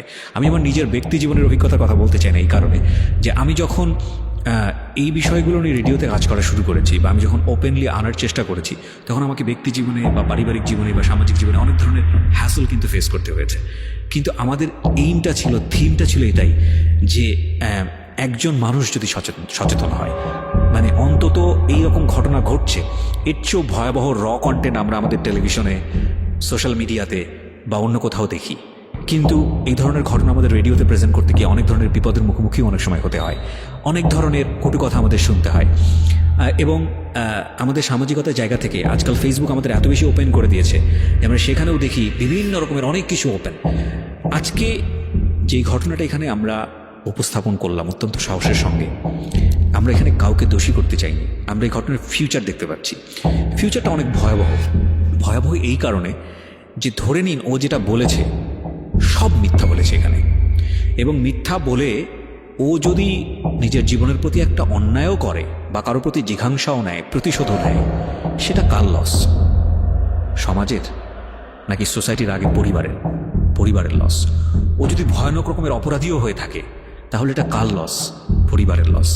আনফর্চুনেটলি ওর বাবা মা ওকে প্রপারলি বড় করতে পারেনি, যদিও মিথ্যা বলে থাকে, রাইট? তাহলে ওর বাবা মার উচিত ছিল ওকে প্রপারলি বড় করা। ওর বাবা মা যদি ফেল করে থাকতো, তাহলে ও যদি মানসিকভাবে অসুস্থ হয়ে থাকতো, ওকে রিহ্যাবে কেন দেয়নি? ওকে প্রপারলি যে ইনস্টিটিউশনে গেলে ওকে গাইড করা উচিত, সেই ইনস্টিটিউশনে ওকে কেন দেয়নি? ওকে হোস্টেলে রেখে বড় করার চেষ্টা কেন করেনি?